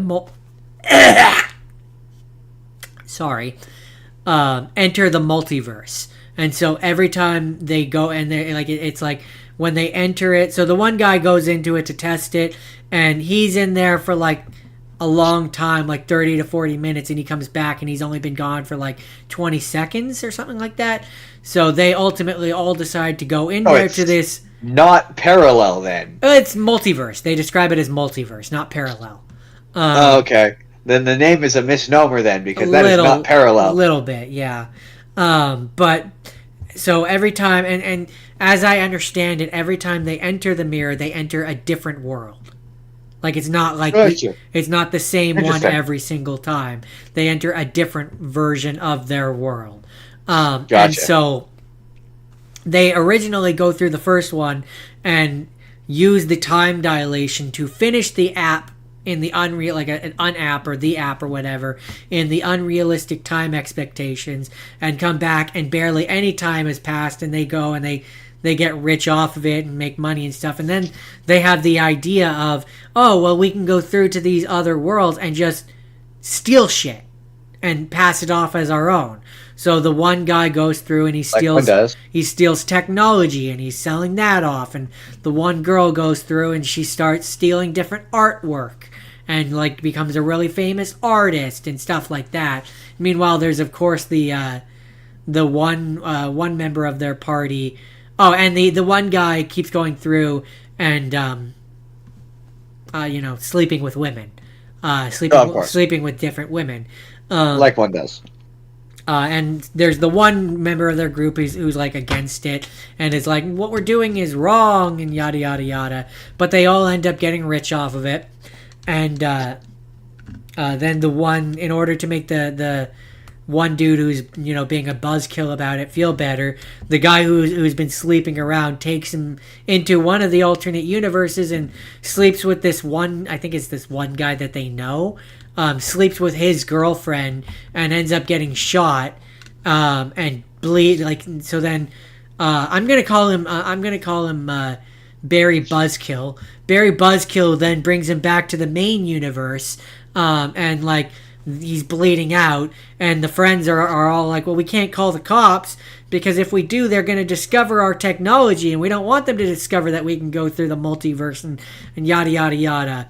And so they let him bleed out and he dies, and the one friend who I'm going to refer to as Psychotic Sammy, Psychotic Sammy is like, well, we have multiverse tool here. We can just go through multiverse, knock out, like drug another version of our friend who just died and bring him back to our universe and just convince him that he lives here. So then they do that. Meanwhile, replaced Ron is all like, something's wrong, like things that I remember that should be one way aren't that way because things in his universe are different. And then things go off the rail, and we discover that Psychotic Sammy doesn't view, like when he goes through to the multiverse, doesn't view the people that are in the other reality as people. He doesn't view them as real people, and so things go off the rails. Negative. What was it? What did I call him? Ron or whatever. He expresses doubts in what they're doing, and Psychotic Sammy replaces him. Like, it's implied that he kills the version of him that we know and replaces him with a different version because Negative Ned, that's what I called him. Negative Ned and the girl of the group, token girl of the group, had slept together and made love, as she calls it, and were starting to become a thing. And then she goes and talks to him, and he doesn't remember that they did, and he's like, I think I'd remember if that happened, which is where we're supposed to find out that he's not the same version. And so then, yeah, we end up finding out that Psychotic Sam has been going to various different versions of token girl character who I guess they had gone out at some point in our universe, and he keeps telling them how like he loves her, but he's like, but it's not the same, it's not you. And yeah, it's an interesting movie, but that's parallel, which really should have been called like multiverse or something. Right. Parallel doesn't feel 100% accurate. Right. All right. All right. So, is that it? That's it for parallel. All right. So my next one, in another universe, Jordan already talked about this. So, when you eventually see this as a YouTube video, you are gonna see what he said then. Now, it's gonna play now. Yeah, I wish I remembered right now what he just said. So Tenet. Hopefully he'll remember as we talk about it now. Tenet, as made by, created by, what's his face, Christopher Nolan. It's a guy who he works for the CIA, and he's recruited by a secret organization called Tenet, who are trying to stop a guy who talks to the future because they send bullets back from the past, and those bullets are radiated so that they travel backwards, and it's really confusing because Is this the one where is this the one where at a certain point, like, they have to enter the machine, and when they enter the machine it takes them back, and then, like, the entire second half of the thing is, like, from the opposite perspective now? Because that sounds vaguely familiar. Yeah, in the beginning you see they get attacked by two random guys who are moving backwards. Then you find out at the end of the movie that the two guys moving backwards, that it's Robert Pattinson. Oh, so Robert Pattinson is phenomenal in this. I really quite enjoyed him as the charming kind of, he seems to know something is up. To be fair, there was something I didn't get, like, he at the end, the big twist, he's like, oh yeah, you haven't recruited me yet. So it's implied that Robert Pattinson is from the future, and he's been traveling back in time, and he meets the main guy who his name is literally Protagonist is what they call him. But he meets him when he's an old man, and so he's from the future, and he's been traveling back in time in the alternate back in time side of the universe machine, which, like, you could just hang out in while the world around you moves backwards, and then while you're in it, it's confusing. The world moves backwards for you, so you're moving forward, but they're moving backwards, and it's so confusing, and it's not explained well. It's funny because I re-listened to a review on it, and they talked about. I remember you mentioning the sound issues because of how I was watching it. I did not experience the sound issues. The sound mixing is terrible. It goes from being way too loud to way too quiet. So I was just in a position where I could turn the volume up and down. So I didn't have troubles hearing people. But yeah, a great portion of the back half of it is like they've got masks on and they're kind of slightly muffled. Yeah, I just seem to remember it being like the music was really loud over top of the so it's like I could turn it up, but then the music was still really loud. I seem to remember there being sound mixing issues. And the bad guy is like this guy who he's tied. So the big thing is he's trying to. It's basically just a boring spy movie with a really ultra confusing science fiction conceit that's not explained very well. But basically, he's got he's working with the future, who is attacking the past by creating this weapon, which is a fully, like, realized version of an algorithm that will effectively cause time to swap. So the time will now be moving in reverse, so that the people in the future can have access to resources. Any of this sounding familiar to you? I mean, I just remember the machine where he goes through, and then everything that you had seen before was now, like, in reverse. I remember that, but it doesn't make any sense because they're like, oh yeah, but won't that just destroy all of time? Like, no, it'll just reverse time, so the people in the future will have all of the resources. And yet the bad guys ultimately, like, it turns out and this is a term I learned this week, omnicidal. So he wants everything to die? He wants to kill everything, yeah. Yeah, okay. Okay, sure. And then there's the big. Okay, sure. It turns out they reveal that there's a point where the bad guy kidnaps the guy, and he's saying all the dialogue, like, in reverse, but it's being translated back to him, and so then it reveals that he's actually still in the present, and like in order to do what we just saw, he has to go into the backwards room. So he goes into the backwards room and he does everything in reverse. And they have a particular name for it, which I just realized I can a temporal pincer movement, where we're using both inverted and non-inverted troops. And so then the final confrontation is another temporal pincer movement where like half of the troops are moving backwards and half of them aren't, and it's really hard to like tell apart. I will say, as it is Christopher Nolan, I mean his use of practical effects. There's a part where they crash a plane into an airport. I don't know if you remember that bit where they crashed the plane into the airport. Yeah, I think so. Yeah. That was a real plane.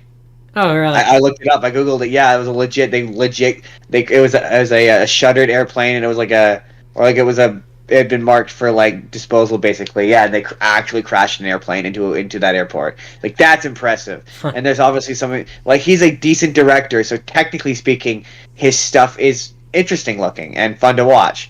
But my God, it made no sense. It was badly explained, and like it's just one of those things where it thinks it's clever. But it's not. It both over-explains and under-explains everything at the same time. But yeah, all the performances are good.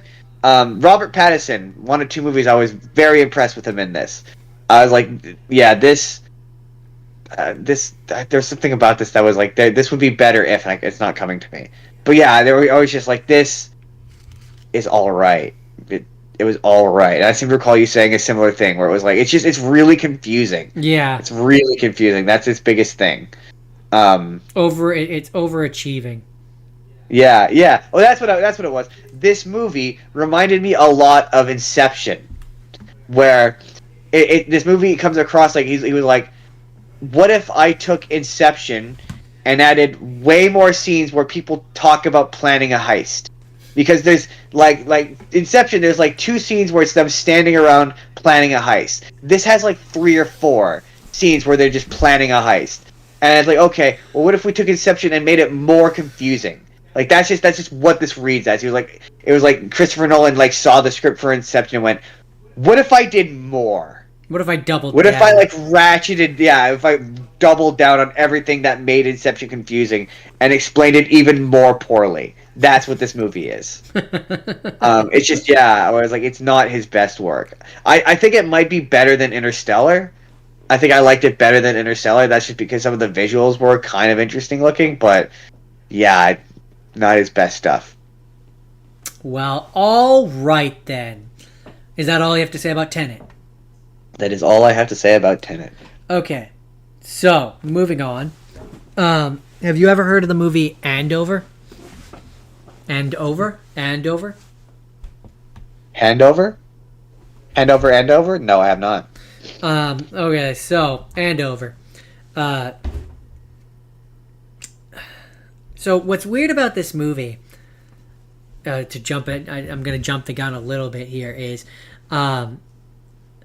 the ending is kind of, it's a weird ending because it ends on a happy note when I argue it shouldn't. So okay, go on. Back it up a bit. I'm trying to gather my thoughts here. So, okay, man's wife dies. Man has been studying cloning and shit. Man is capable of cloning. Man spends the entirety of the movie cloning his wife, giving her to different people to raise her, and then when she doesn't turn into the exact duplicate of his wife that loves him, euthanizes her and tries again. Right? Jesus. So I argue he is a really messed up individual and it's a really messed up movie. But, and again, I'm going to jump to the end here. The way that it ends is so at a certain point he gets one of his students becomes his assistant and is helping him with all of it. And she falls in like they're this, she's an adult and they're in university or whatever, but she falls in love with him, but he's so obsessed with his dead wife. Yeah, I don't know. I still think that's weird. There's still a power imbalance there. Oh, absolutely there is, and that's part of why I say I think that this movie has a bad ending. Is it one of those like it's fucked up, but the movie doesn't want you, or the movie's not presenting it as fucked up, but you're like, this Yeah. is definitely fucked up kind of movies? Yeah, fair enough. Where it's like, so the way that okay, I guess I'll go through this a little bit more in detail. Okay, man's wife dies. Man discovers that he is capable of cloning, and then so he starts to, like, he tries to, and so yeah, like, if the first time that he clones her, he raises her, like, he raises her. That reminds me of that episode of American Dad. Yeah, that's exactly what it is, and that's That's weird. I question, and I don't know when this came out versus when that episode came out, but I question if that's not a parody of this, because it would depend on how. Because suppose. literally, and so part of the thing is that he's genetically altered the DNA or whatever, so she grows faster.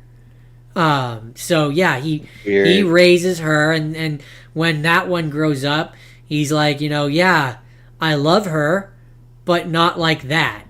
And the his assistant or whatever is like, that's good. That's the correct like feelings you should have in this situation. It would be weird if you felt otherwise. Essentially, is what she says. And he's like, but I want my wife back. I don't want a daughter. And so I believe he ends up euthanizing that version.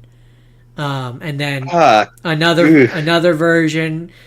He gives to. I don't like the word euthanizing. That's so yucky. Well, I don't know what else to call it. He has a needle which he puts, and then they end up in a. No, I know. I just think generally the idea of this is yucky. The body ends up in his furnace. So that is yuck. I consider this. I think the movie, if you look it up on the internet, I think it defines it as like a romantic, like a comedy or romantic or something like that. I call this movie like a horror movie. I call this movie a horror movie personally. It sounds like a horror movie. But so yeah, he gives it to different friends. So like at one point, and he wants to give it to her parents, so that her parents can raise the girl exactly the same way, so she will become the same person, so he will get his wife back. That's what he wants, right? But when he first approaches them, the dad is like essentially like, no, get the fuck out of here. So he gives it to her best friend, and her best friend is like, well, you've missed one important detail. She needs to go to prom because she went to prom with this one guy. And so then that version of her ends up falling in love with the guy that she went to prom with. And meanwhile, she keeps growing older. And so our hero, I don't know what you want to call him, protagonist, goes to them and is like, you have to hand her over now. She's, for me, like, she's an object, like a possession. And he's like, no. And she's like, no, I love him. If I belong to anybody, I belong to him. And so then the prom date guy is like, she keeps getting older. Like, are you able to help it or whatever? And he's like, oh, yes, I can fix the problem, and injects her with a thing, and then she dies. And then he gives a version of her to, like, again, various of her friends, and each version of her is not the version that he fell in love with. Meanwhile, his lab assistant, who one of the times he gives the clone to her, and then that version of her ends up extremely depressed and is upset because obviously lab assistant didn't sign up to be a mom, but as far as the clone is concerned, her mom or her parental unit doesn't want her, so that version of herself ends up in a bathtub slitting her wrists. Jesus Christ. This movie's fucked. That's why I say, like, and kind of the point that is made multiple times over the course of the movie is he's not the same guy that she fell in love with. Right? Because obviously he's become obsessed with getting his wife back, and that's all he's focused on. He's not the same version. So the lab assistant at some point falls in love with him, but he's so obsessed with the wife that, he doesn't pay attention to her or anything.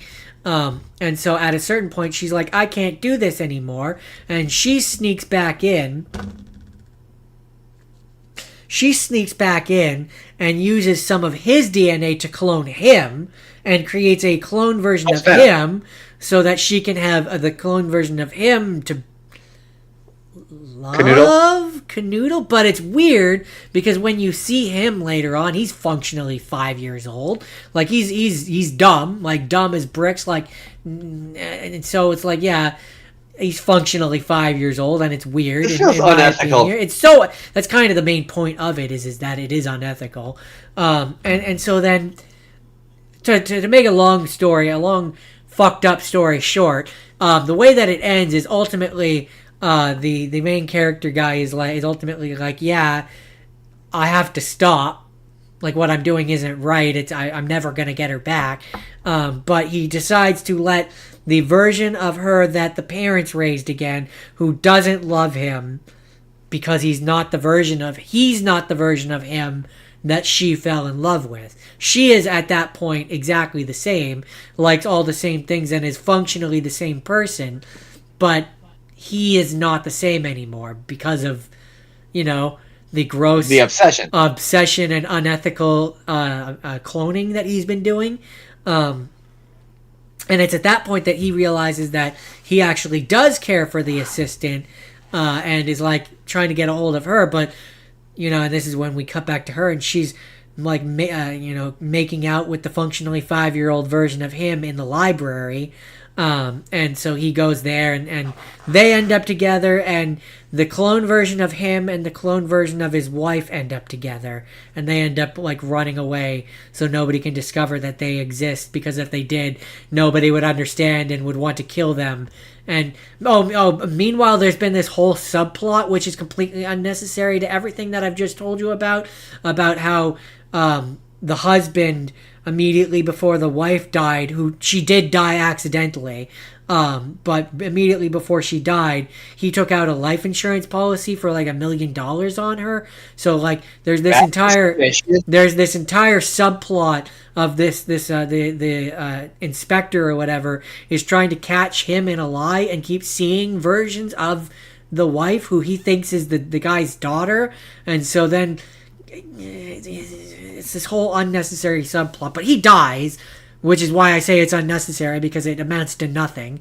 And the movie ends with obsessive cloning guy and lab assistant are together and happy, and it's like a happy ending, and there's no repercussions for the fact that he murdered the insurance guy and burned the body and got $1 million out of it. There's no repercussion there's a clone version of him and his wife existing somewhere in the world. I believe, if I remember correctly, he does give the $1 million to the parents who give it to the clone versions, but like it ends on this like happy note, like it's supposed to be like this happy ending. Like we haven't just watched this movie of him doing gross unethical cloning and euthanizing the same person over and over again, and like I'm like, this feels like a really fucked up ending, considering it's a fucked up movie. He should be in jail. But the movie's treating it like it's a happy ending. I don't like this. It's confusing. Yeah, like it's this really weird ending, and that's Andover, because he cloned her over and over and over and over. So like when it does the opening thing, when it does the opening thing and it shows the title, it separates it, and like it's like and over. Interesting. So my next one is a movie called The Cloverfield Paradox, and it's the third movie in the Cloverfield franchise trilogy. And you're probably now like, wait, there's 3 Cloverfield movies? I don't even think I've seen the first one. You did? You watched it for the show. But no, I didn't realize there was more than that. There is. They're sort of sequels. They're movies that got turned into Cloverfield movies retroactively.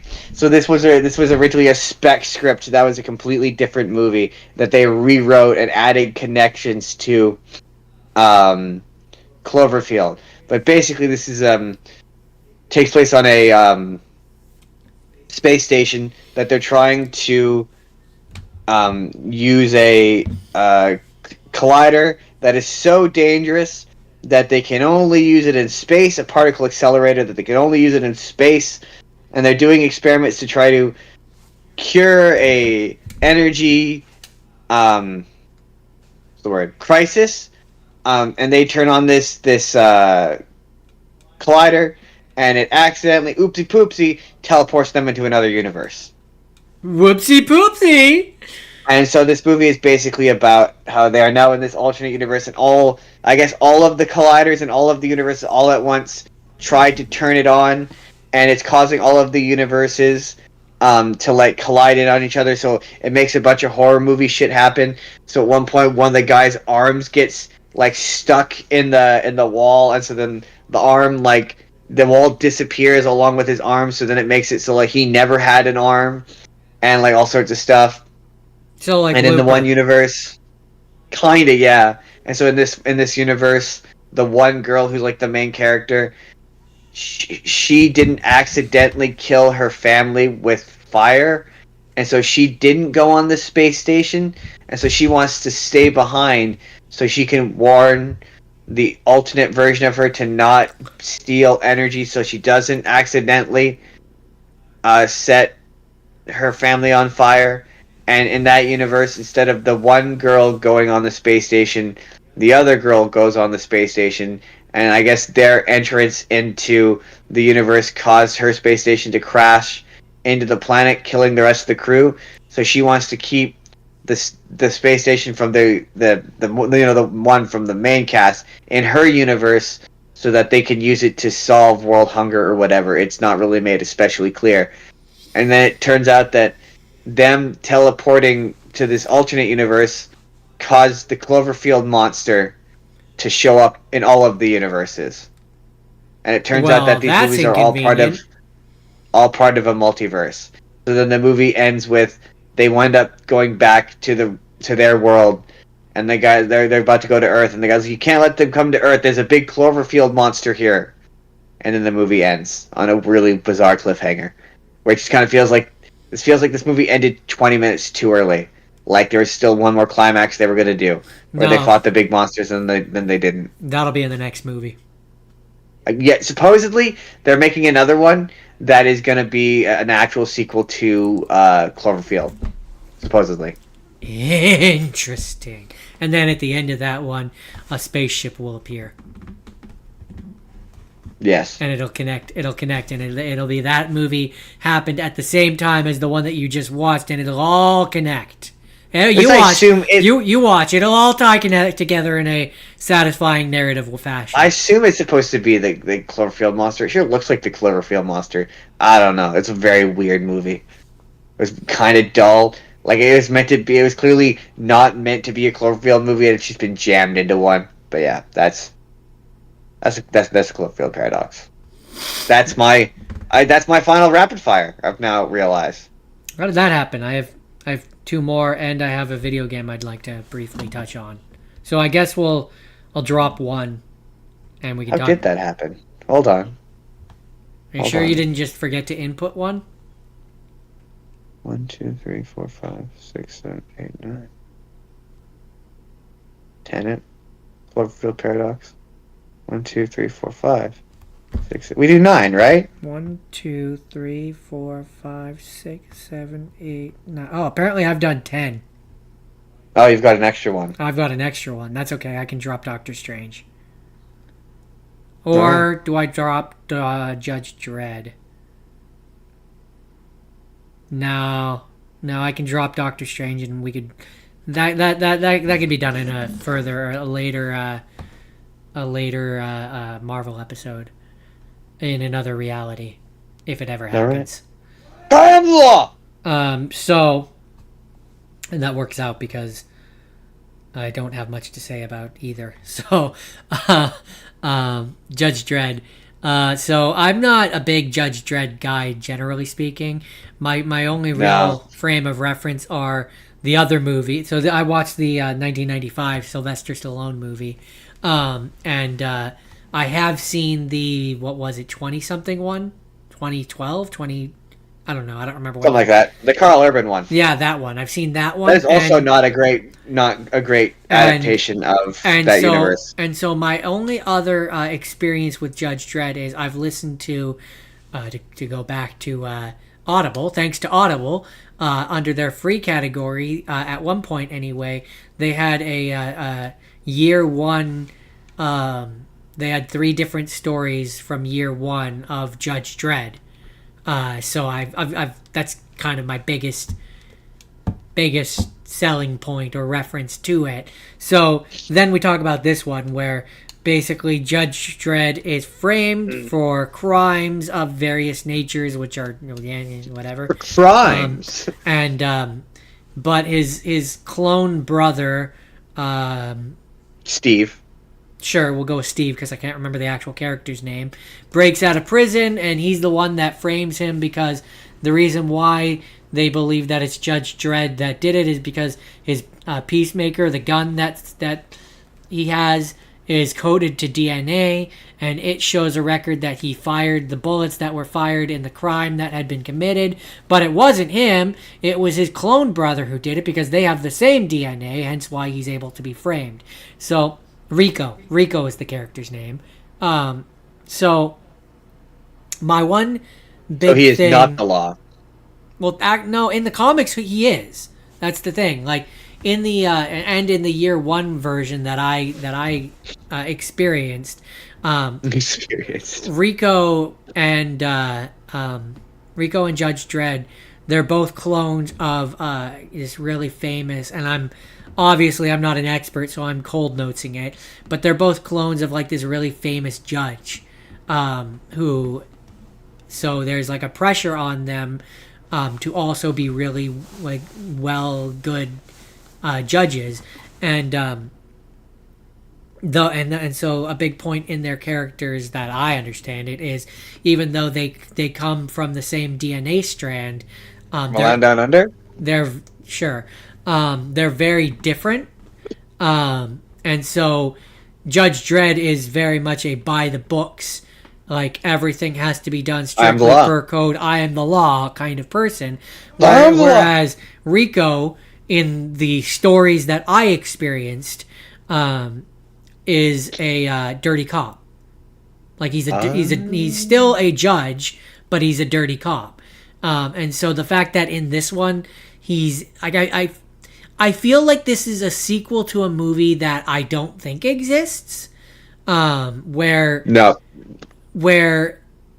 it's like Rico's already been caught for being bad, because in this version, like, it starts off with he's in prison, and he breaks out of prison and then wants to create an army of clones which will obey him, and he's going to take over. So it's like they already seem to realize that he's the bad guy in this version, which is like counterintuitive to what Rico is supposed to be, where Rico, as I understand it, is again supposed to be like, even like Judge Dredd in the year 1 version that I know doesn't respect him necessarily, but doesn't necessarily inherently think that he's crooked, if that makes sense. And so another big thing in this version, because obviously I don't know if they didn't have the budget or they didn't want to, but in this version, Rico and Judge Dredd, who Judge Dredd in this version is played by Sylvester Stallone, for those who don't know, even though they're supposed to have the same DNA, and again, as I understand it in the comics, are supposed to be literally clones of the same person. Maybe there's a version that, or maybe there's a reason which is stated in movie, and I just missed it because it was boring. But as I understand it, they're supposed to be identical, aka clones. You know, most clones look identical. Oh, daddy. But in this version, he's played by a different person, and they don't look anything alike, and yet they have the same DNA enough that the gun, which is only supposed to recognize Judge Dredd as the user of said gun, and thus that was what they did in Orphan Black, where it was like they all look the same, but they're not genetic. Like they're born like they're not cloned in like a tube. They're born from a person. Sure. Where it's like, well, that's not technically a clone. But so they could be genetically identical. Yeah, I'm not giving it a pass. I'm just saying that. But that could be the idea. as I understand it, no, they're supposed to be clones, like clones, like normal clones. Yeah, I'm just saying that could have been the justification. I'm not saying it's right. I'm just saying. But other than that, I mean, this came out in the 90s, so you can pretty much expect what this looks like and what this feels like. This looks like the future by way of the 80s and 90s. Fair enough. I will say, like, the helmets look fairly good. But Judge Dredd, because he's being framed for a crime, spends most of the movie not in the costume, which I'm not a big Judge Dredd fan, but I have to imagine if you are, that's not a good thing. You want your fan of Judge Dredd. You don't like the fact that he's not wearing the helmet. You want your Judge Dredd to be in outfit, in costume, right? Like, you want his face to be obscured and be difficult to see. So by that nature, I feel like the more modern version probably was the better take. Probably. But I don't have much more to say about this one. It's Sylvester Stallone. Ba-da-ba-ba-da-ba-ba. That's it for the rapid fires, right? Well, it is because apparently I did too many movies. That being said, I am going to quickly throw in as a fast thing because I didn't get to play it for very much. I did get a game called Alter, which is about clones. So I very briefly want to talk about that one because I did get to the point where I got to clone, which was cool. which was cool. So basically, Alter is a survival type game where you're building a base. And you're running a ship which is not designed to be run by one person. It's designed to be run by a crew of people, but you don't have a crew of people, and you're trying to escape this planet where you're going to die if you don't escape from it. And so, due to various story reasons, you end up using the machine on the ship to clone yourself. I only got so far as to do the story, like the first clone, which it appears to be story-based, like you don't seem to get to choose exactly. But the one that I did, basically, how it works is the cloning machine, basically, it changes a point in your history, and then the clone that is formed is an alternate version of you, so hence the name Alter.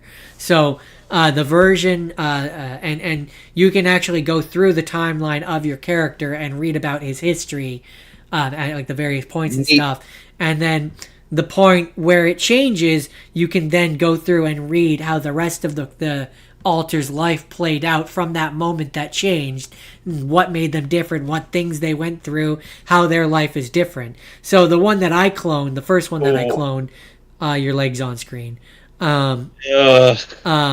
is he ends up becoming an engineer because instead of because your dad in your timeline was an abusive drunk piece of shit. And you end up leaving to go to college and don't come back. And the point in time that you change to make this alternate version is you don't leave.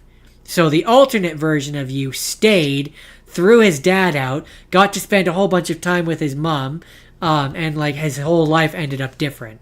And so then he's born, and when he comes into existence, he doesn't know that he's a clone. So like he's like, am I the clone? I mean, you could be the clone for all I know. And where I am currently in the game, he's pissed off at me because as far as he's concerned, I have brought him into the world just to fix my machines. That's funny. So so far it's a fun game, and I wanted to, because it's clones and it's sci-fi shit, I wanted to briefly touch on that. But I haven't gotten very far in it, but it's fun so far. It's pretty funny. But that's rapid fire. So now we'll move on to the have scenes. Justin? Incomparable Justin. All right. It's time for you to incomparably talk about your incomparable movies. Try to talk about them incomparable movies, yeah. So my first have seen was a movie called Happy Death Day, which, I mean, the second one is kind of a cloning thing, alternate universe thing, but this is a time loop movie. But the gimmick is that it's a time loop movie that is also a slasher flick. It's about college student Tree Gelbman, who is murdered on the night of her birthday, but begins reliving the day repeatedly, at which point she sets out to find the killer and stop her death. It is made by Blumhouse Pictures.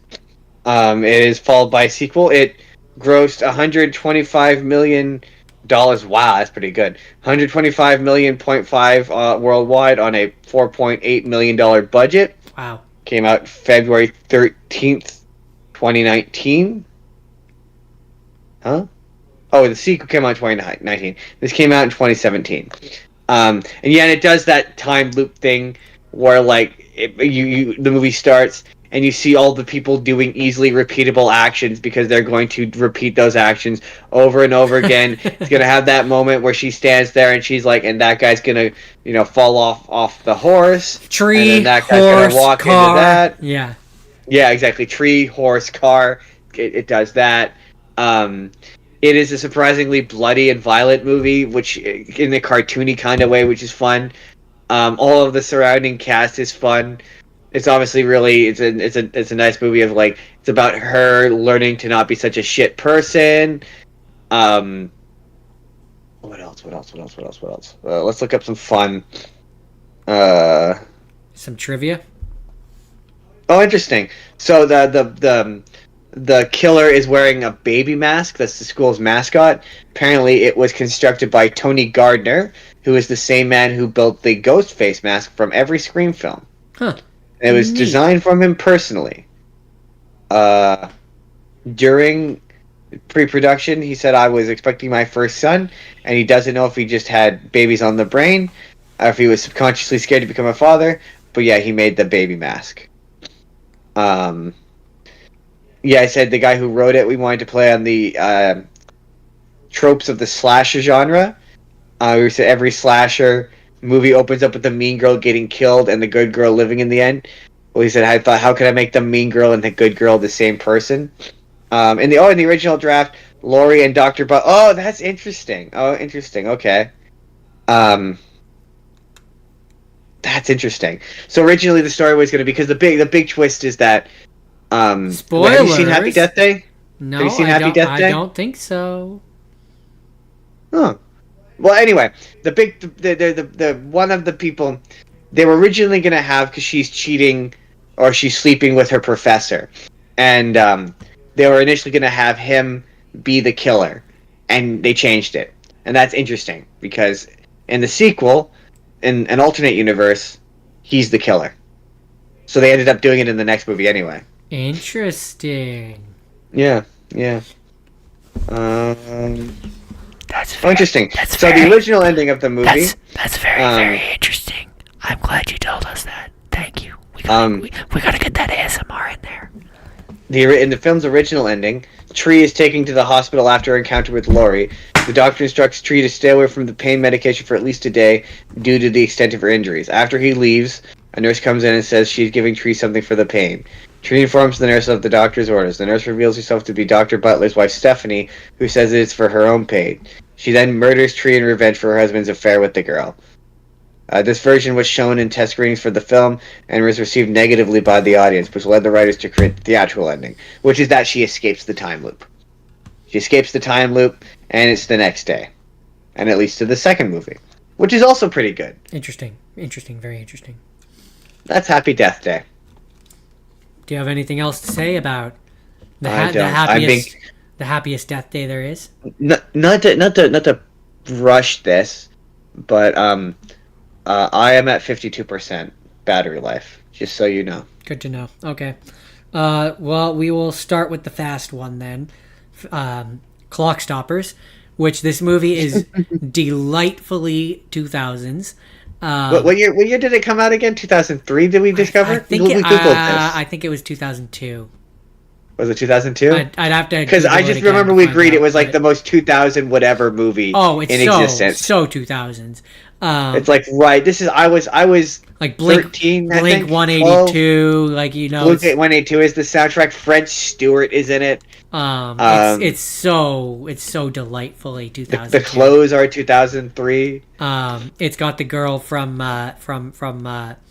Harold and Kumar before she was in Harold and Kumar. Yeah, completely didn't even realize she was in Harold and Kumar. That's so funny. I knew she looked familiar. Didn't either until I googled it. There's a guy who's clearly an adult who doesn't even remotely look high school age. I mean, in high school, there's multiple of that. The girl who was from what I googled, the girl who played the girl, she plays a 16-year-old in that movie. She's like 26 or 27 when she films. Bullshit. But I guess that's like pick your poison. Do you want actual teenagers playing teenagers and working illegal hours, or do you want adults playing teenagers? I like a measured middle where we can get 18-year-olds who look like teenagers. I've worked with enough 18-year-olds who look like teenagers to know that they exist. I mean, they definitely exist. But for those who haven't seen that, I don't know. Is this an obscure one? I don't know if this is an obscure one. I feel like that's going to be the name of the YouTube video. It's going to be, is this an obscure movie? Have people seen Clock Stoppers? For those who don't know, basically, kid and dad's relationships are on the rocks. Dad goes away for some university conference thing. Mom is cleaning out the garage. Kid discovers watch, which lets him slow down time? It's question mark. Stopwatch. Heyo. And meanwhile, evil government people who want the watch show up. There's a whole shenanigans, yada yada yada. And then the rest of the movie happens. You want to find out what the rest of the movie is? Go watch the movie. It's a fun movie. That's Clock Stoppers, really. In a nutshell. I will say there's a lot of 2000s. People are frozen, slow motion, special effects that have aged badly. I will say, because I remember this, because 2002, I graduated 2009, so 2002 I was like probably what, 12? 11. 12? I would have been 12 in 2002. Depends on what part of the year. Anyways, I was a kid is the point. So I very much remember, because I used to wear watches a lot, and I definitely remember there was one that you had in particular, where it popped open, and I think it had candy when we first got it on the inside. Candy watch. I used to love that thing. And, it reminded me of Glitch from Reboot. That was part of the fun, but I definitely remember part of the fun of having it was pretend. Like I remember playing pretend games where we had the same time stop ability. Oh yeah, the watch that they used. That was a real watch that you could buy, that people had. It was a particular kind of watch that had that exact... I had one at one point. Yeah. It had the exact same style you could buy. Yeah. And that's what I was saying. Is I very much remember that being in our household. Oh, yeah. And it would have been because of this movie that we would have ever seen that style. No, I love this movie. I have a fond nostalgia for this movie. I don't have much more to say about this movie, but I really enjoy this movie. Yeah, no, it's just a very 2003 movie. That's what I would say about it. It's very much a my childhood movie. Oh, yeah, but just generally, it's like you want to show people from the future what 2003 looked like, play them that movie. I'm pretty sure it was 2002. Regardless, 2002, whatever year it came out. Early 2000s is the point. Yeah, exactly. Yeah, 2002. That's what I thought. Yeah, it looks very much like 2000. Just like Spider-Man looks like 2001. That looks like 2002. Absolutely. You want to know what 2002 looked like? It's that movie. It's that. That's what my time was like when I was a kid. When I'm like 80, that's what I'll be like. Right. That was my time there. That was the time of my youth. George, is that it for Clock Stoppers? There's not much more to say about this one. My final rapid fire. Nope, have seen. My final have seen is a little movie called, talking multiverse. Got to talk about the ultimate multiverse movie, and also I'm pretty sure it's the first time I've seen it since I watched it in theaters. No Way Home. Da da da da da da da da da da da. Da-la-la-la. No, wait, that's X-Men. X-Men. Okay. That's X-Men. So the spirit of this show has always been you say nice things about the stuff you don't like and you're critical of the stuff you like. And I still like this movie. This No. movie has narrative issues. That's the point of another universe's show. The point of this universe is just to talk about movies. It's to shamelessly heap praise on things that don't deserve it. Yeah, So This movie has narrative talk issues. about that Superman Batman movie. We love that in this universe, right? In this universe, we love that movie. No, this movie has narrative issues. Okay, when it's doing the fan service thing, it's servicing my fandom. So, like, I think it is indisputable that I'm not going to do a plot breakdown of Spider-Man No Way Home. You've all seen it. And if you haven't, it's on Disney Plus. Go watch it. No, it's not on Disney Plus, actually. Oh, if it's not, then it's on some streaming service, which you It's probably on, have in Canada, it's on Netflix. I had to watch it on Netflix. But when it's doing the fan service stuff, when Tom Holland is interacting with Alfred Molina and William Dafoe, and really quite honestly, even then, when the other Spider-Men show up and they're just hanging out, talking about being Spider-Man and making jokes about being Spider-Man. Andrew Garfield is phenomenal in this movie. I want to go to space. So good. I feel lame by comparison. No, you're not lame. We you're love lame. you, man. No. Can we just dial back on the self-talk a little bit? You are amazing. Like, or the talking, that their fascination with his organic webs, their chemistry is so good. Yeah. I don't like MJ and Peter. I never have. I still don't like them in this. I don't like their relationship. It doesn't work for me. As far as I it's a pretty strong race to the bottom for me in terms of Spider-Man love interest between her and Kristen Dunst. Of like, I don't know who's worse, but I don't like either of them. And yeah, then obviously the this movie got futzed with a lot, and you can tell. So what I'm gonna say is, personally, I think Zendaya and Tom Holland have better chemistry because they're actually dating. No, I don't. They don't. That character. No, it doesn't. It doesn't read on screen. It just doesn't. It's not the best. The best Spider-Man couple is Andrew Garfield and Emma Stone. Oh, absolutely. I absolutely they have the agree funniest with that. back and forth. But they're the best. But couple. you weren't bringing them into the. You were talking about the MJs, the battle of the MJs, and I just don't think that Kristen Dunst does a good MJ. No, well, but to be fair, MJ in the Tom Holland is not Mary Jane Watson, so I don't think that's a fair comparison. But I just think she's bland. It's just, her core. It just doesn't. Their relationship doesn't work to me. I don't find her particularly engaging or compelling or interesting. I will say she does have some funny bits with Andrew Garfield. Andrew Garfield saving her is a really nice moment. But like, anything involving the villains doesn't make any sense. The conceit of, okay, it starts off, okay, they've all fought Spider-Man. Then it becomes they've all killed Spider-Man, except for they haven't all killed Spider-Man. No. Like, technically speaking, it's not that they've all killed Spider-Man. It's that Spider-Man has killed all of them, which no, he hasn't. Right, exactly. And some of them aren't even enemies anymore. Like Sandman isn't even really an enemy. Why are some of them being yanked? Why would you not grab Sandman while he was still a bad guy? What they should have said instead of you've killed all of them, it should have been you've defeated all of them. That makes more sense. Right, exactly. And also, like, Octavius is like, oh, it's been years since Norman Osborn died, but for him it's been 2 years. It's still technically years. Right, but he's saying with the tone of voice that it's been like the amount of time since the first movie, decades.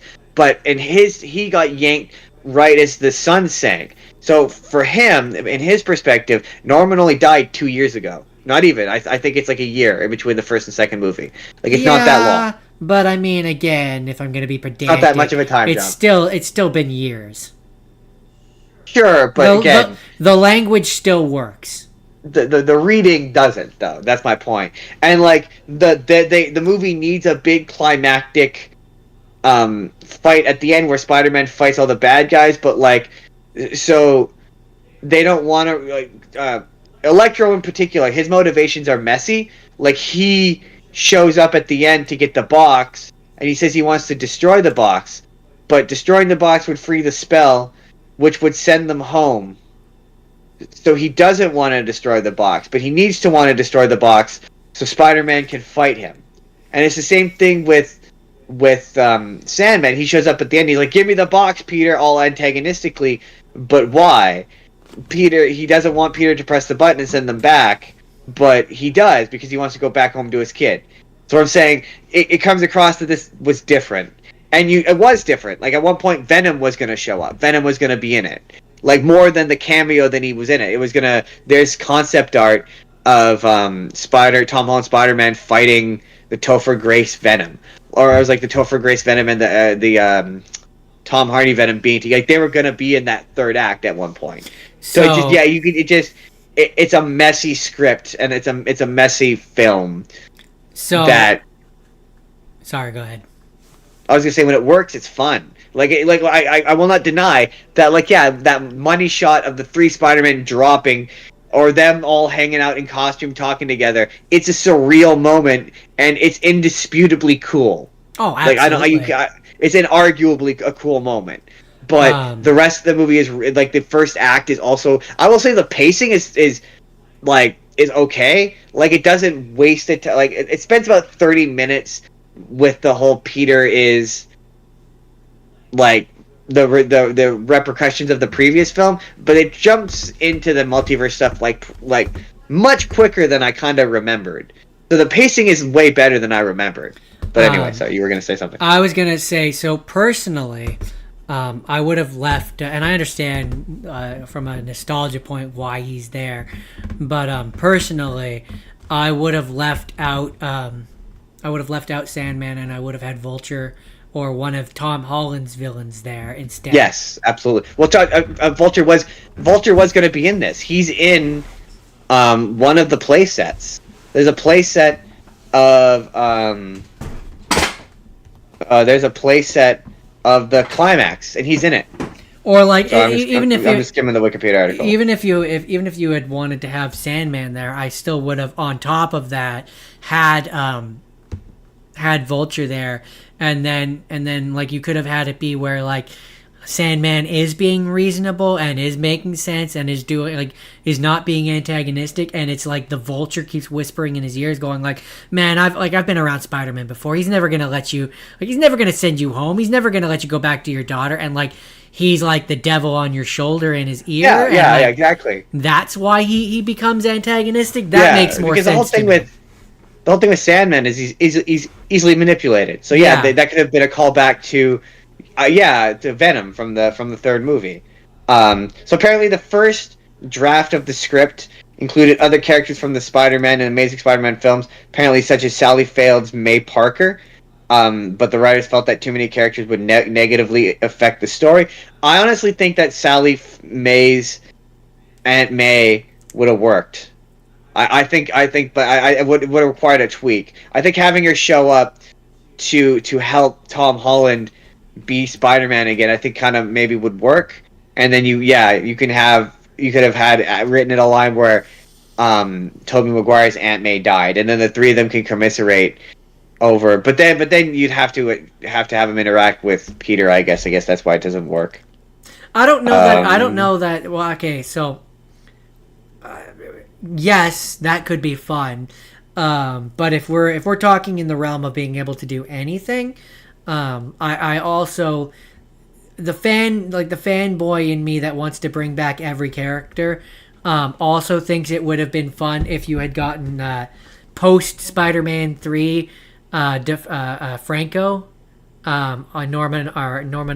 Harry Osborn. Yeah, but James Franco's been canceled, so that can't happen. I know, but that's where I say the fanboy in me, that would have been fun. I also forgot that the post-credit scene is just... Was he canceled at that point? Yeah, I'm pretty sure he was canceled by that point, yeah. Too bad. But I'm pretty sure that... I completely forgot that the post-credit scene was just straight up a trailer for Doctor Strange 2. I was like, oh yeah, right! This was like a complete... That trailer makes it look like Mordo's the bad guy. Or no, it makes it look like Mordo and evil Doctor Strange is the bad guy. It hides the fact that what's-her-face is the bad guy, surprisingly well. Yeah. Oh, also the spell doesn't make any sense. We could talk to death about the... Honestly, the spell doesn't bother me. It makes sort of rough sense until Happy Hogan. Happy Hogan's the part where that falls apart. Because he says his dialogue in that scene where he goes to visit Aunt May's funeral or his grave, right? Yeah. Grave, and he asks, "How does he know Aunt May?" And Peter says, "It's through Spider-Man."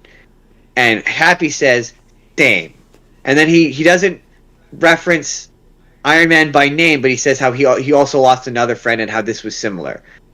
But that doesn't make any sense, because he only is working with Spider-Man because he knows who Spider-Man is. That's why he knows who Aunt May is. If he didn't know who Spider-Man is, he wouldn't know who Aunt May is. Well, okay, so I've been thinking about this, and as it stands, yes, you're right. That's absolutely true. Now, that being said, they can fix the problem or retcon the problem to a degree in the next one by like implying that Happy, in this version of events, this how Happy remembers or whatever, Happy discovered May through Feast.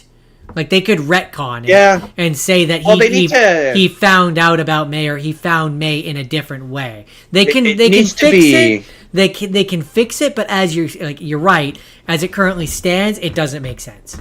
Well, to be fair, there's a deleted scene in that, because there's an extended version that put in a bunch of deleted scenes, and I think there's a deleted scene that shows what the school is like now that he's been disappeared. So you kind of know, like, and to my basic recollection, it was something to the effect of like it didn't alter time, like it just altered memories. It did. He did go to the school, just nobody remembers him.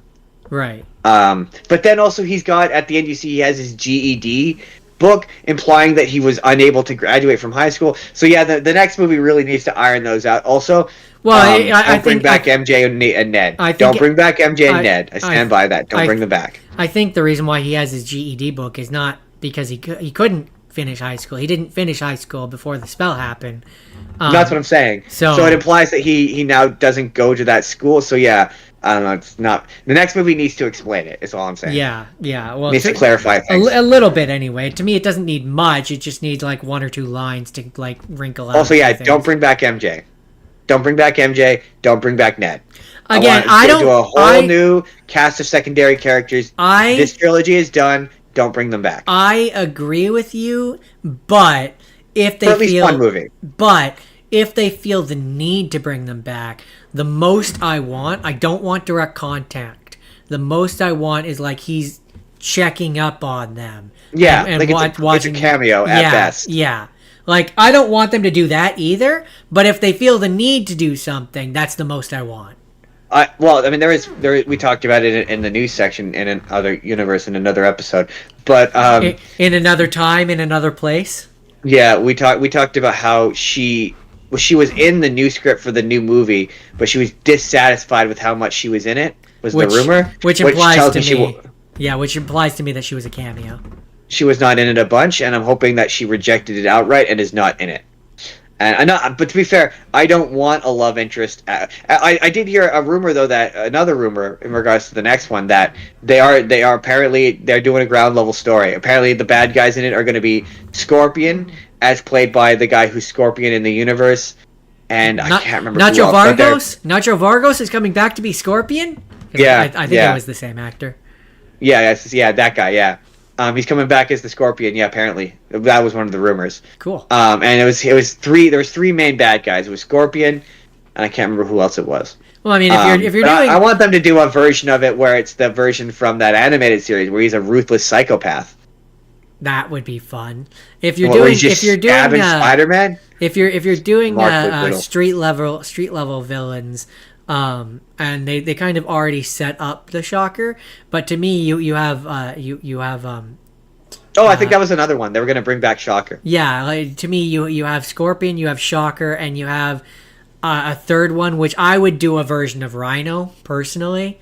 And I would have it be where especially if you're doing street level, I would have it be where Scorpion's the boss, and Rhino and Shocker are in their like alien tech made version of their tech, like they are in the movie. Let me finish of the Homecoming movie.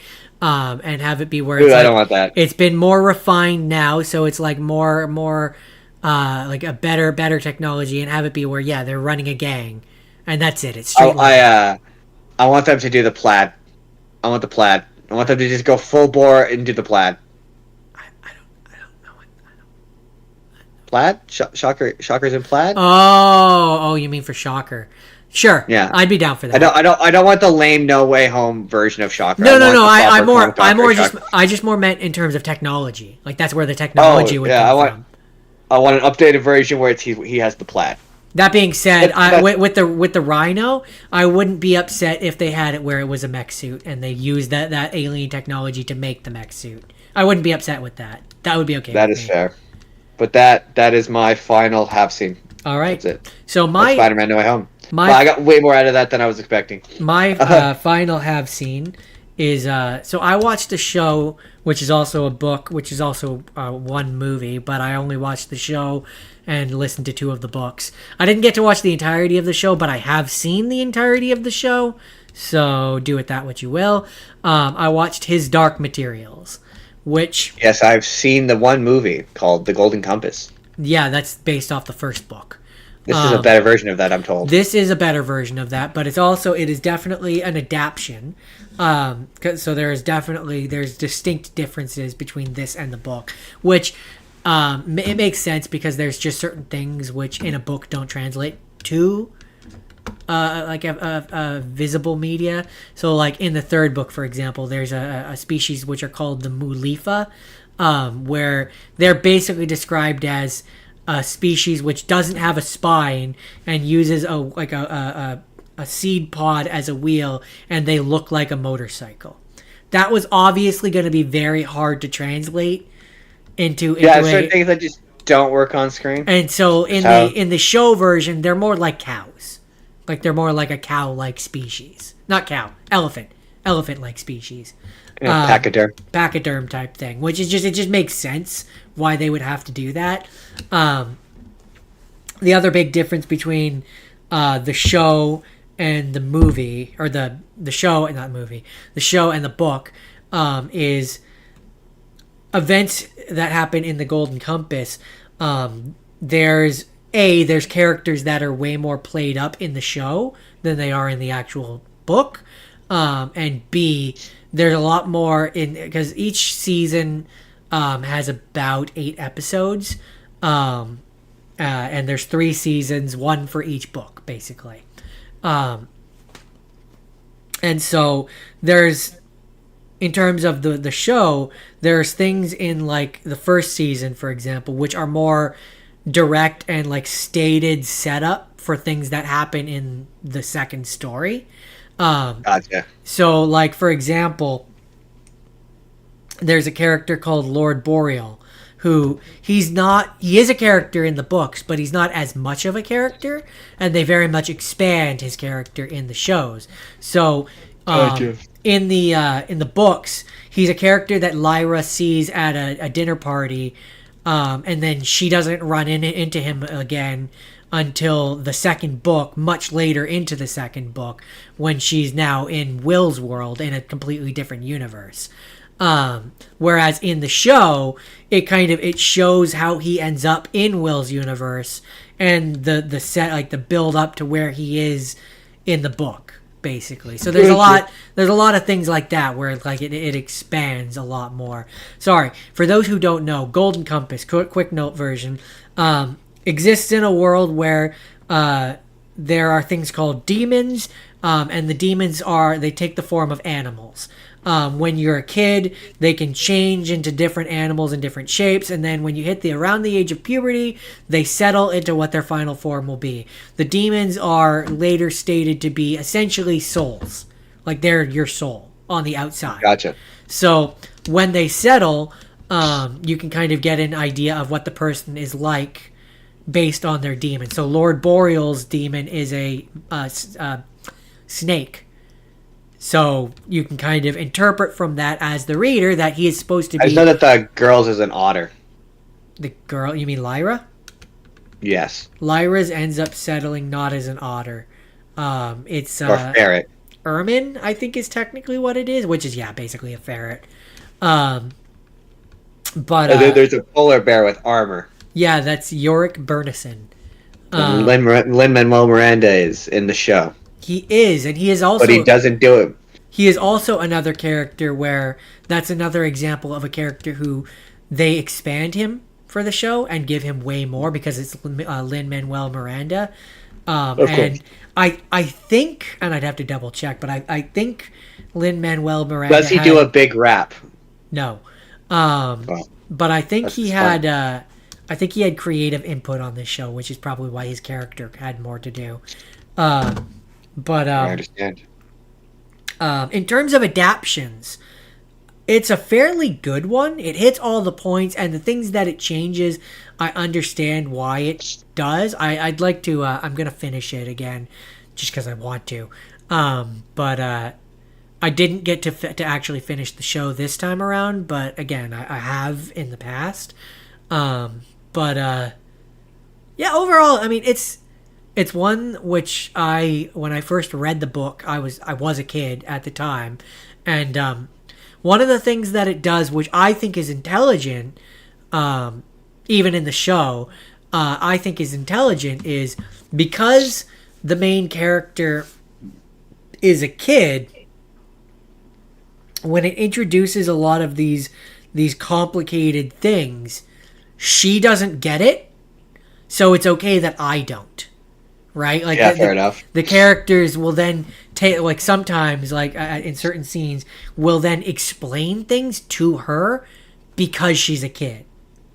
Right? And so as a kid, a quote unquote kid's book, which I argue whether or not it is, but it is able to take the time to explain certain things. So it does a really good job of explaining the multi-world theory and how, if a multiverse exists, I just reached out and touched 50 billion of them and didn't even realize it because they all exist on top of each other, right? It's just, it's a good book series and it's a good show series, and I recommend it. All right. That's I mean, without going into a deep dive of each of the books and each of the stories and all the individual things, that's the overarching story without spoiling things. All right. So now we're on to the have-not scenes? We are on to the have-not scenes. The have-not scenes. So my first have-not scene. Jordan, how much do you remember a game called Until Dawn? I remember that it was a game that I played that you had to try and not die. And there were Wendigos. There's a number of things that came up when I watched this movie.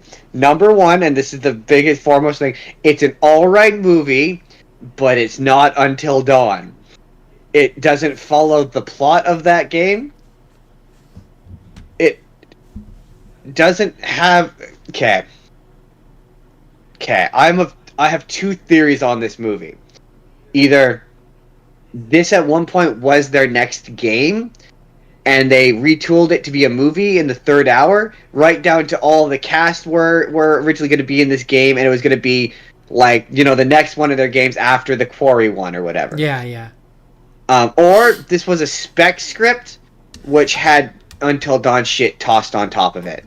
Because, okay, how do I explain this? This movie's sort of complicated, so you're going to have to bear with me. Okay, so the plot of it is this girl, her sister has gone missing, and they are looking for her sister, and they show up at this cabin, and the cabin basically has a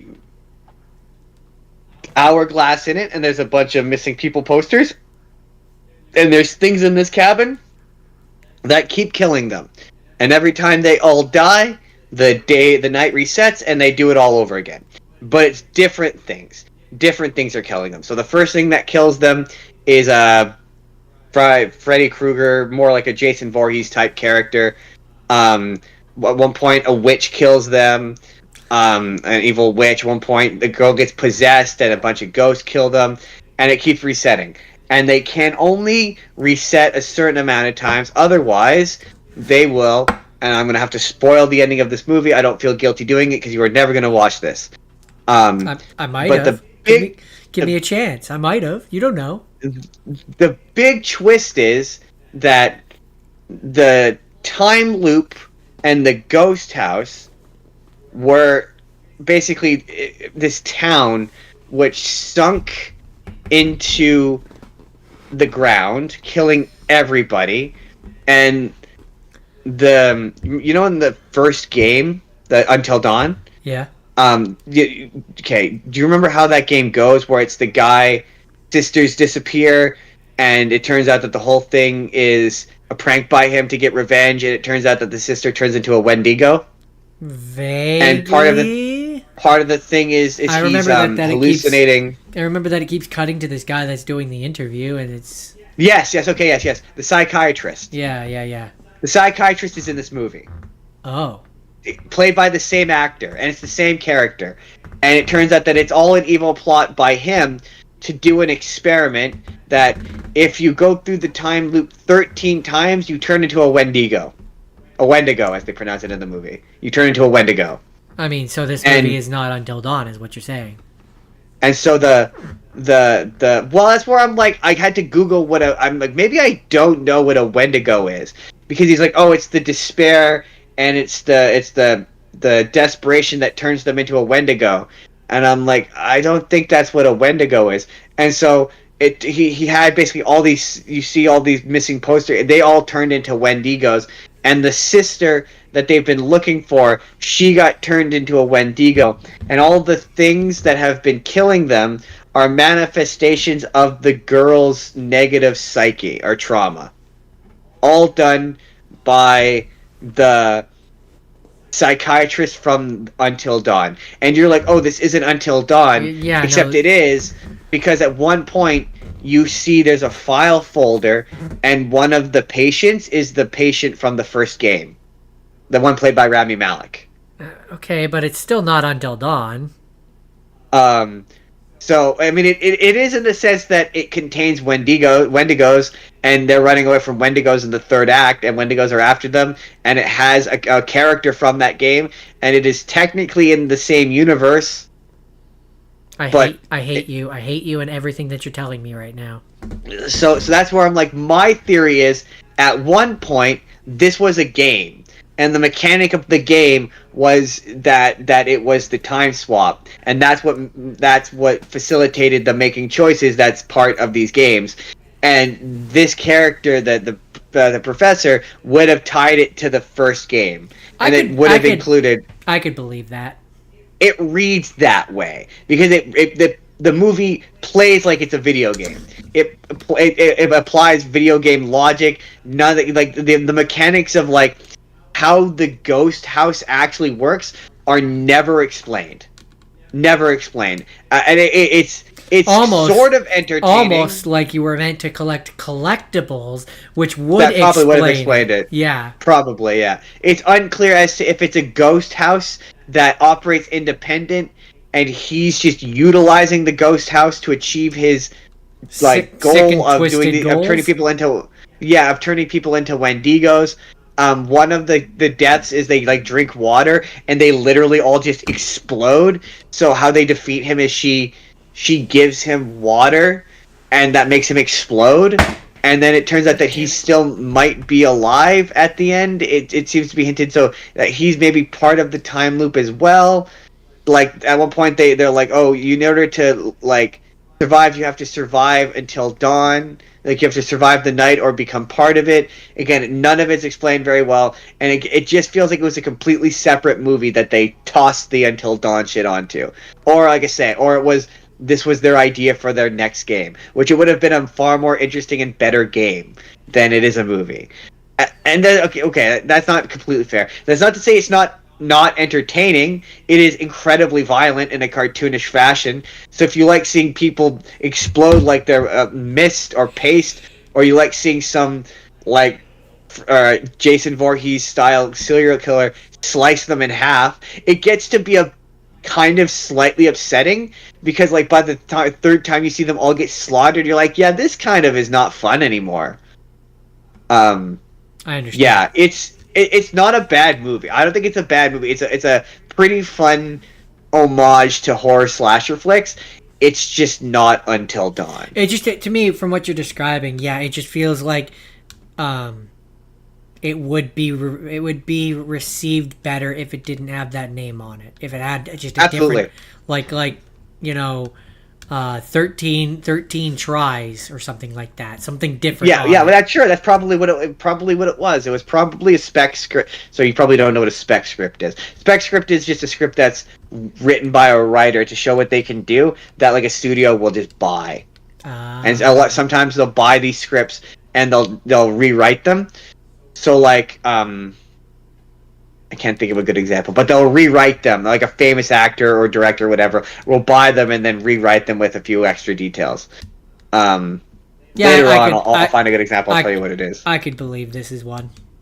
That's what this seems like. Like, they just were like, we need a script that's vaguely Until... Like, all of the production notes in the Wikipedia article, because I read the Wikipedia article 30 times to understand what was happening, all seemed to... Because I couldn't remember... The first game, I reread the article on the first Until Dawn game 1,000 times because I'm like, was the psychiatrist the bad guy in the first movie? And like, I read it 3 times. First game, you mean? First game, I mean.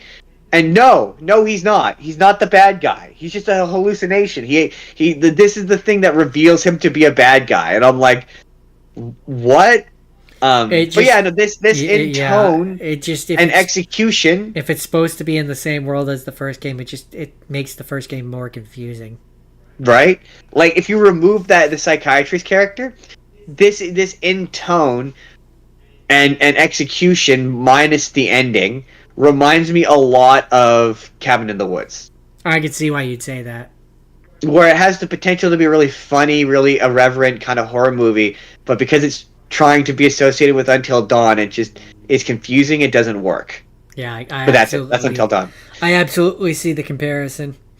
Well, if that's all you have to say about that, it is all I have to say about that. My first have not seen is called 57 Seconds. It's got Josh Hutcherson. It's got oh my god. He was God in Bruce Almighty. Morgan Freeman. Morgan Freeman. Blanking on the name. Don't know why. It's got them. Josh Hutcherson discovers a ring, which allows him to go back in time 57 seconds. Oh, I've seen clips of this. I've seen clips of this movie on TikTok. There's the bit where he keeps walking and trying to get the safe code, and he keeps threatening her with a gun. Yeah. Yes, I have absolutely seen clips. I actually did want to watch this movie. That is so funny. I almost watched it because I was like, "What is this?" It's a good movie. It's a really. I had a good time with it. But okay, so those clips make him look like he's a bad guy. No, God, no. He. So. If you want to watch it, I don't want to give away too much. I do want to watch it, actually. Basically, he, at the beginning, I don't mind giving away the beginning of the movie. At the beginning of the movie, he wants to meet Morgan Freeman's character. Like, he wants to have him on his podcast to do an interview. I saw the irony there as well. Appreciate the irony. And so he, with various connections and stuff, gets a fake... Morgan Freeman in this movie is basically supposed to be like a Steve Jobs type character where he's creating a whole bunch of technology and stuff. So he's created these bands, these wristbands, which the current versions like keep track of your weight and motivate you to go and work out and stuff like that. And so he's there giving like a Steve Jobs tech demo type thing for the next version. And Hutcherson has gotten himself... So the ring is like it's like not a magic thing, it's a science fiction thing? It's a science fiction thing, like a time travel thing. Gotcha. Josh Hutcherson has used his connections. He's got a job there as a ticket taker. Ticket taker, basically he scans the ring that everybody has, and if it goes green, they're allowed in. But then he has his connections, and his connections gets him a thing which allows him to go backstage, and he ends up saving Morgan Freeman's life. After he saved Morgan Freeman's life, he discovers it's an actual ring, like a ring you put on. And when you press the crystal or whatever on top of it. Yeah, it allows him to go back in time 57 seconds. Shenanigans ensue. The movie happens because I don't want to give it all away.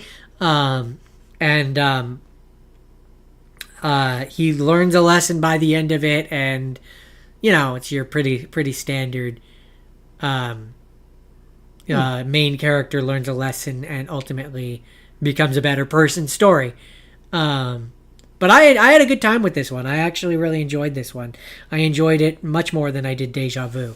But I mean, yeah, we'll talk about why Deja Vu is bad later. But yeah, without giving away everything, that's 57 seconds. Yeah, we'll come back to it on a mostly free choice, I think. Yeah, we'll have to get you to watch it, and we can retouch on this one. But my ultimate spoiler free summation of it is, it was fun. Interesting. You didn't look at me when I did it, Justin. Look at me. It was fun. It was fun. It was all right. No, yeah, I do actually want to see. Sorry, I just my final. I guess we might as well. I might as well just jump right into my final thing of the week. Well, that decides How to Train Your Dragon. Oh yeah, did I mention that we were going to talk about that? I don't know if you did. Well, probably not. But that's okay. For those who didn't read the description below, we're going to be talking about How to Train Your Dragon. There you go. Boom. Go ahead. There we go. Yeah, Mickey 17. So my final movie of the week is a movie called Mickey 17, starring Robert Pattinson, directed by Bong Joon-ho, based on the 2022 novel Mickey 7, which I knew it was based on something. I thought it was based on a manga. That was or a comic book. Like, that was my understanding. I didn't realize it was based on a novel. But the plot of it is, it takes place in the year 2054, and it follows the plot follows a man who joins a space colony as an expendable, in quotes, a disposable worker who is cloned every time he dies.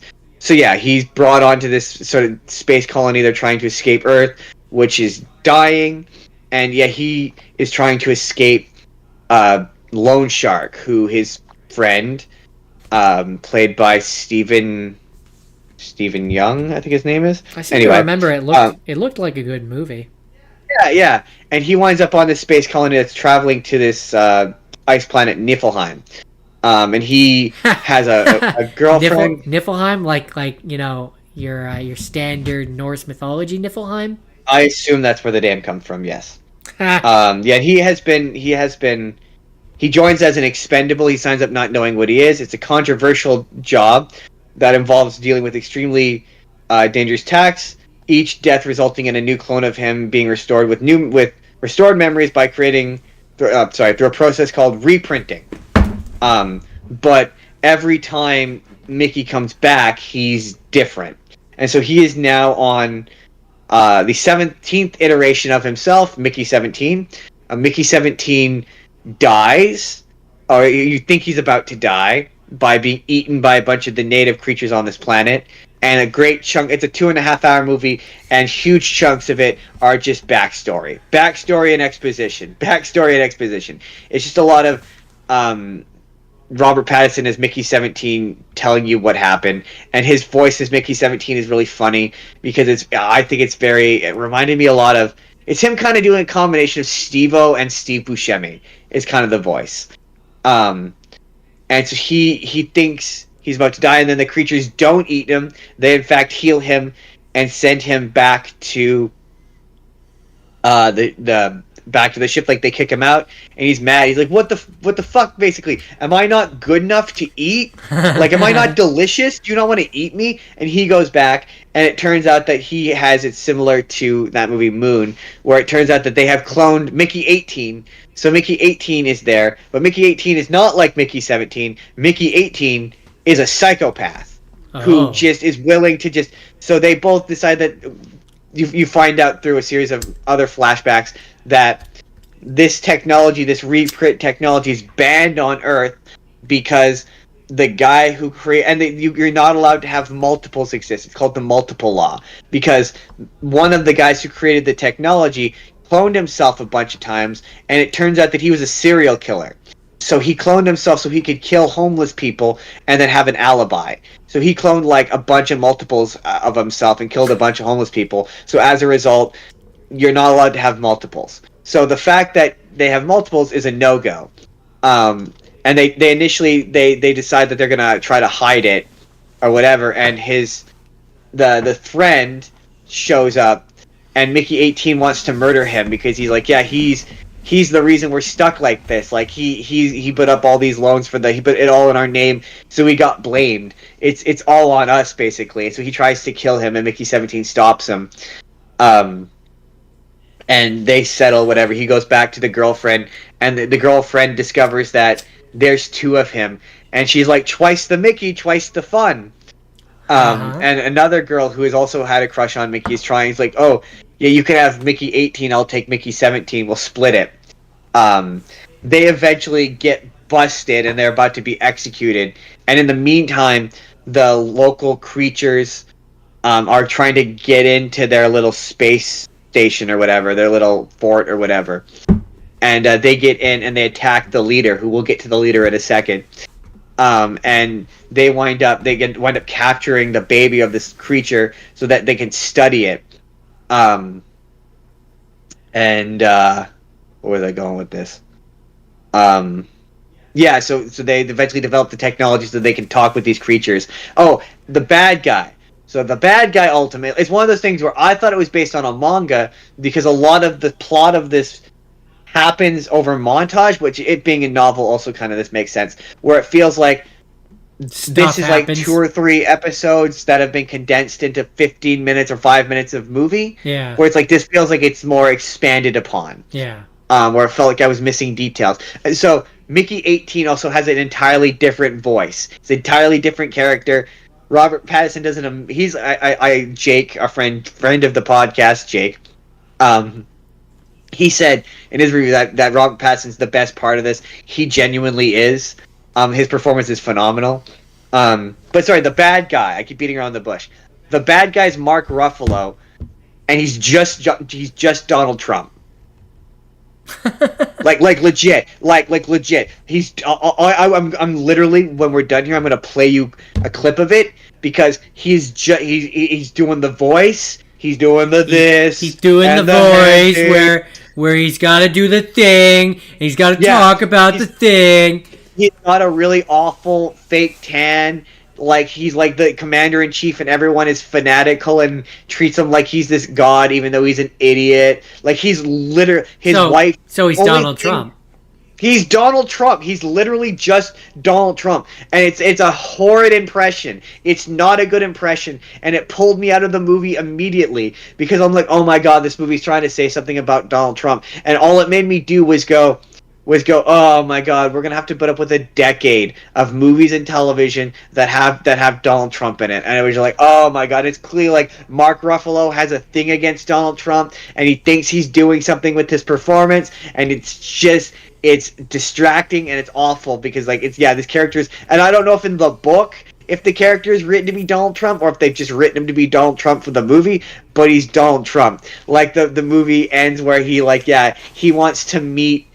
He's got a camera crew that's following him. Right? He wants to meet with the leader of the aliens, but he only wants to do it if he can appear. Like at one point, Mickey 17 is like negotiating with the mom queen, and he's like, no, it should be me out there doing it. It should be me out there negotiating. I'm the greatest negotiator. This is the greatest spaceship of all time. And he's surrounded by like fanatical Christian like leaders who are telling him he's the greatest person of all time, and it's again he's just Donald Trump. It's really distracting. Was there anything else about Mickey 17? I don't want to tell you too much because I think you would like this movie, and it's totally worth checking out. That's fair. I understand. Yeah. He's an ego. Oh yeah, that's the other the two part of this that makes this unrealistic. They describe him as an egomaniacal failed politician with sinister designs. And yeah, so they make it like, oh, Donald Trump lost the election, and it's like, yeah, that did happen. Unfortunately, that's not what happened. Yeah, that didn't happen in this universe as well. He still won in this universe. What was the other thing about this with the Mark Ruffalo? Oh, the other unbelievable part about the Mark Ruffalo character is his Melania likes him, like she Spoiler alert. He obviously he's the bad guy. He dies in the end. What? No. Yeah. Bad guy loses, big shock. But she goes. Well, I she's mean, so distraught over the fact. That's how you know that it's a fictional movie. Right? Yeah, she is on like they're together on the spaceship for like 4 years, and after 4 years of she's still madly attracted and in love with him, and stands by him, and when he dies, she kills herself, and it's like that's unrealistic. I'm pretty sure Melania would dance on his grave if he died. Like nobody hates Donald Trump more than Melania. Nobody was happier nobody was more upset that he won again than Melania. Nobody hates being first lady more than Melania Trump. Stand by that. But no, it's pretty. It's honestly really solid. It was pretty much as good as I thought it was going to be. It looked clever and it looked fun. It's clever and fun. It's a little violent. So it gets to be a little violent, a little rough. But yeah, it's enjoyable. It's on Crave. It's totally worth checking out.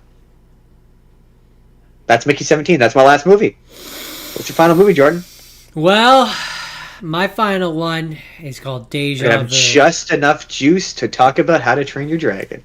Mine is called Deja Vu. It's Denzel Washington, and basically he's trying to stop a terrorist. He's trying to. Yeah, it's 24, but he's got. I've seen this movie. It's 24, but he's got the tech or Jason Bourne, but he's got. I can see. He's got Groundhog Day technology. I attribute, and after having seen the ending. I very much make this comparison. It's just source code. It's just source code. That's what this is. I can see why you would say that. He goes to the point where in source code, at the end of it, he goes back into the thing and saves it, and then like there's the implication that he did change time and all that. He goes back in time in this and stops it, and yeah, it's just. But I'm talking. What I'm saying though is it's just source code. In the not high concept science fiction world, where it's for me I remember when I watched it, because I watched this before I saw source code. Yeah, it's just a run of the mill spy op. They sit in a control room and look at a monitor and be like, you're gonna see a interspergence in 3, 2, 1. It's just people watching a computer screen. Like, it's everything I hate about CIA spy, modern spy. It's everything I hated about Jason Bourne. It's everything I hate about 24. It's just boring people looking at a computer screen. And that's that's kind of my thing too. Is where it's like, I really couldn't give you any specifics of what happens in this movie because it's just mostly them standing in a room looking at a screen. It's so boring. It's so.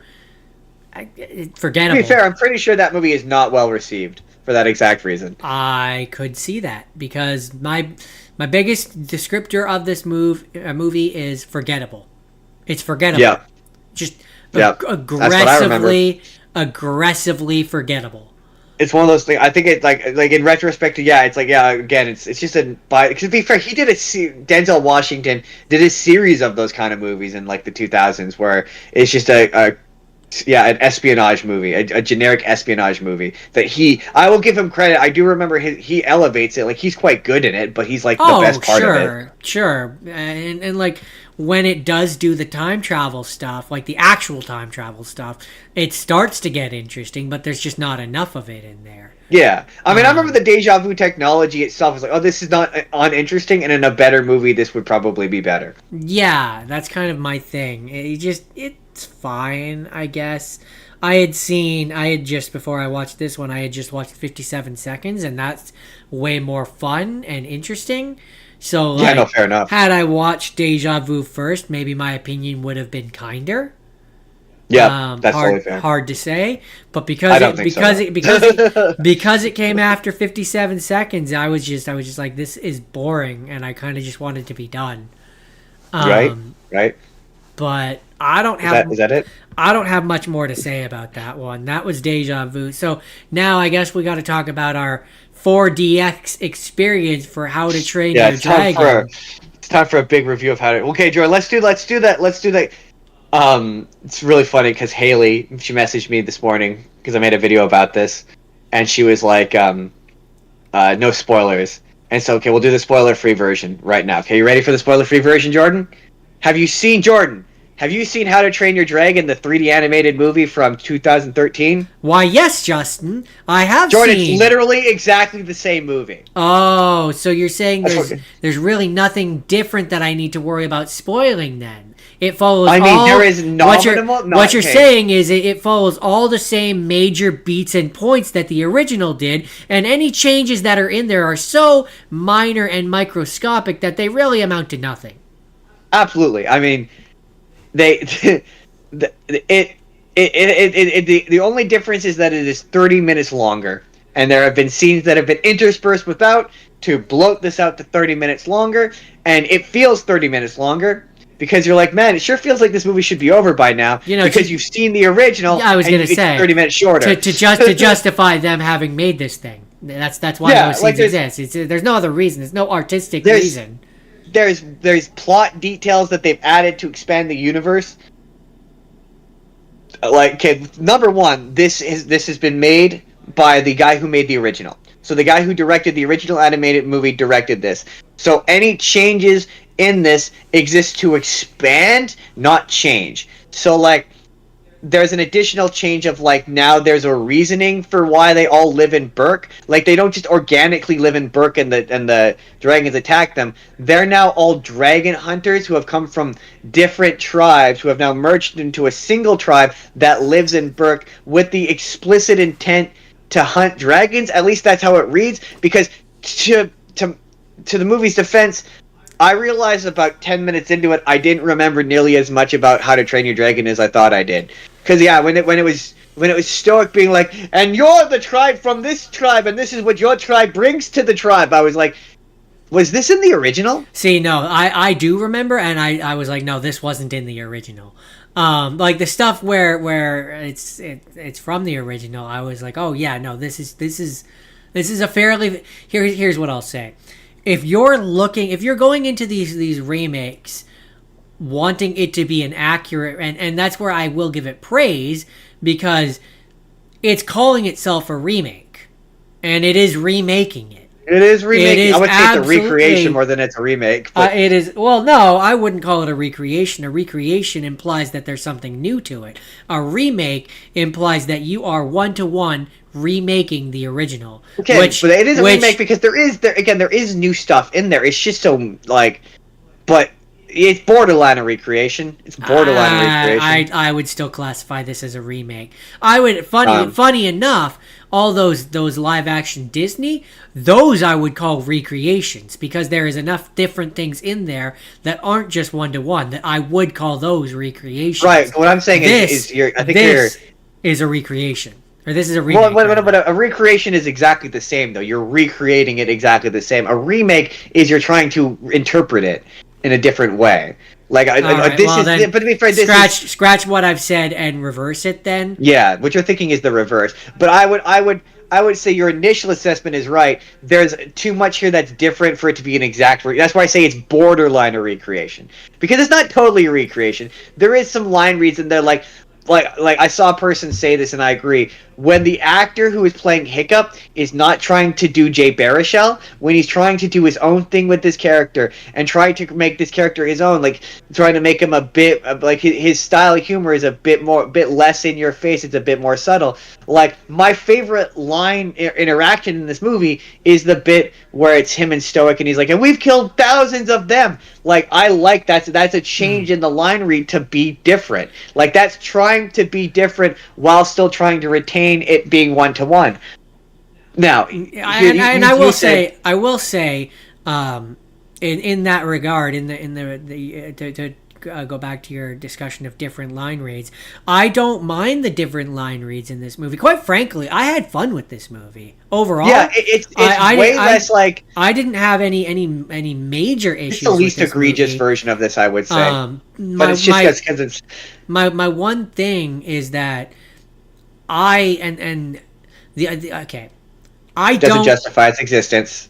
Oh, I mean, I'm always going to have that opinion. Oh, is that not what you're... That's not what I was going to say. No, that's not what I was going to say. What I was going to say is I don't love the line reads that the actress who played Astrid. I didn't have an issue with the Like her look, she looked fine. She looked like Astrid to me. Like she looked fine. For me, I it love was the just one single blonde hair that she has that just streaks down her face distractingly at all times. for me it was just purely I found her flat.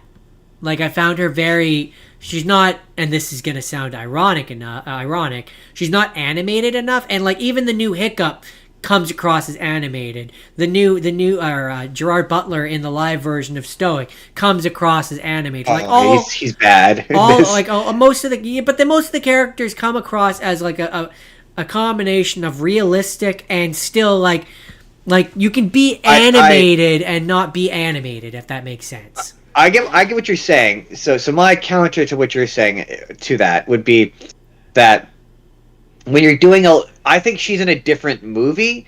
She's in the version of this where it's a realistic, real. These gritty. Are human characters, and we're telling the more gritty idea of this.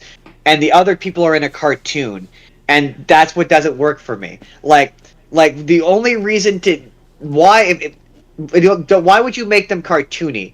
If you were going to make them cartoony, you have the cartoon. The only reason to bring this into live action is to make the realistic version of this, right? So like this movie is too cartoony at points.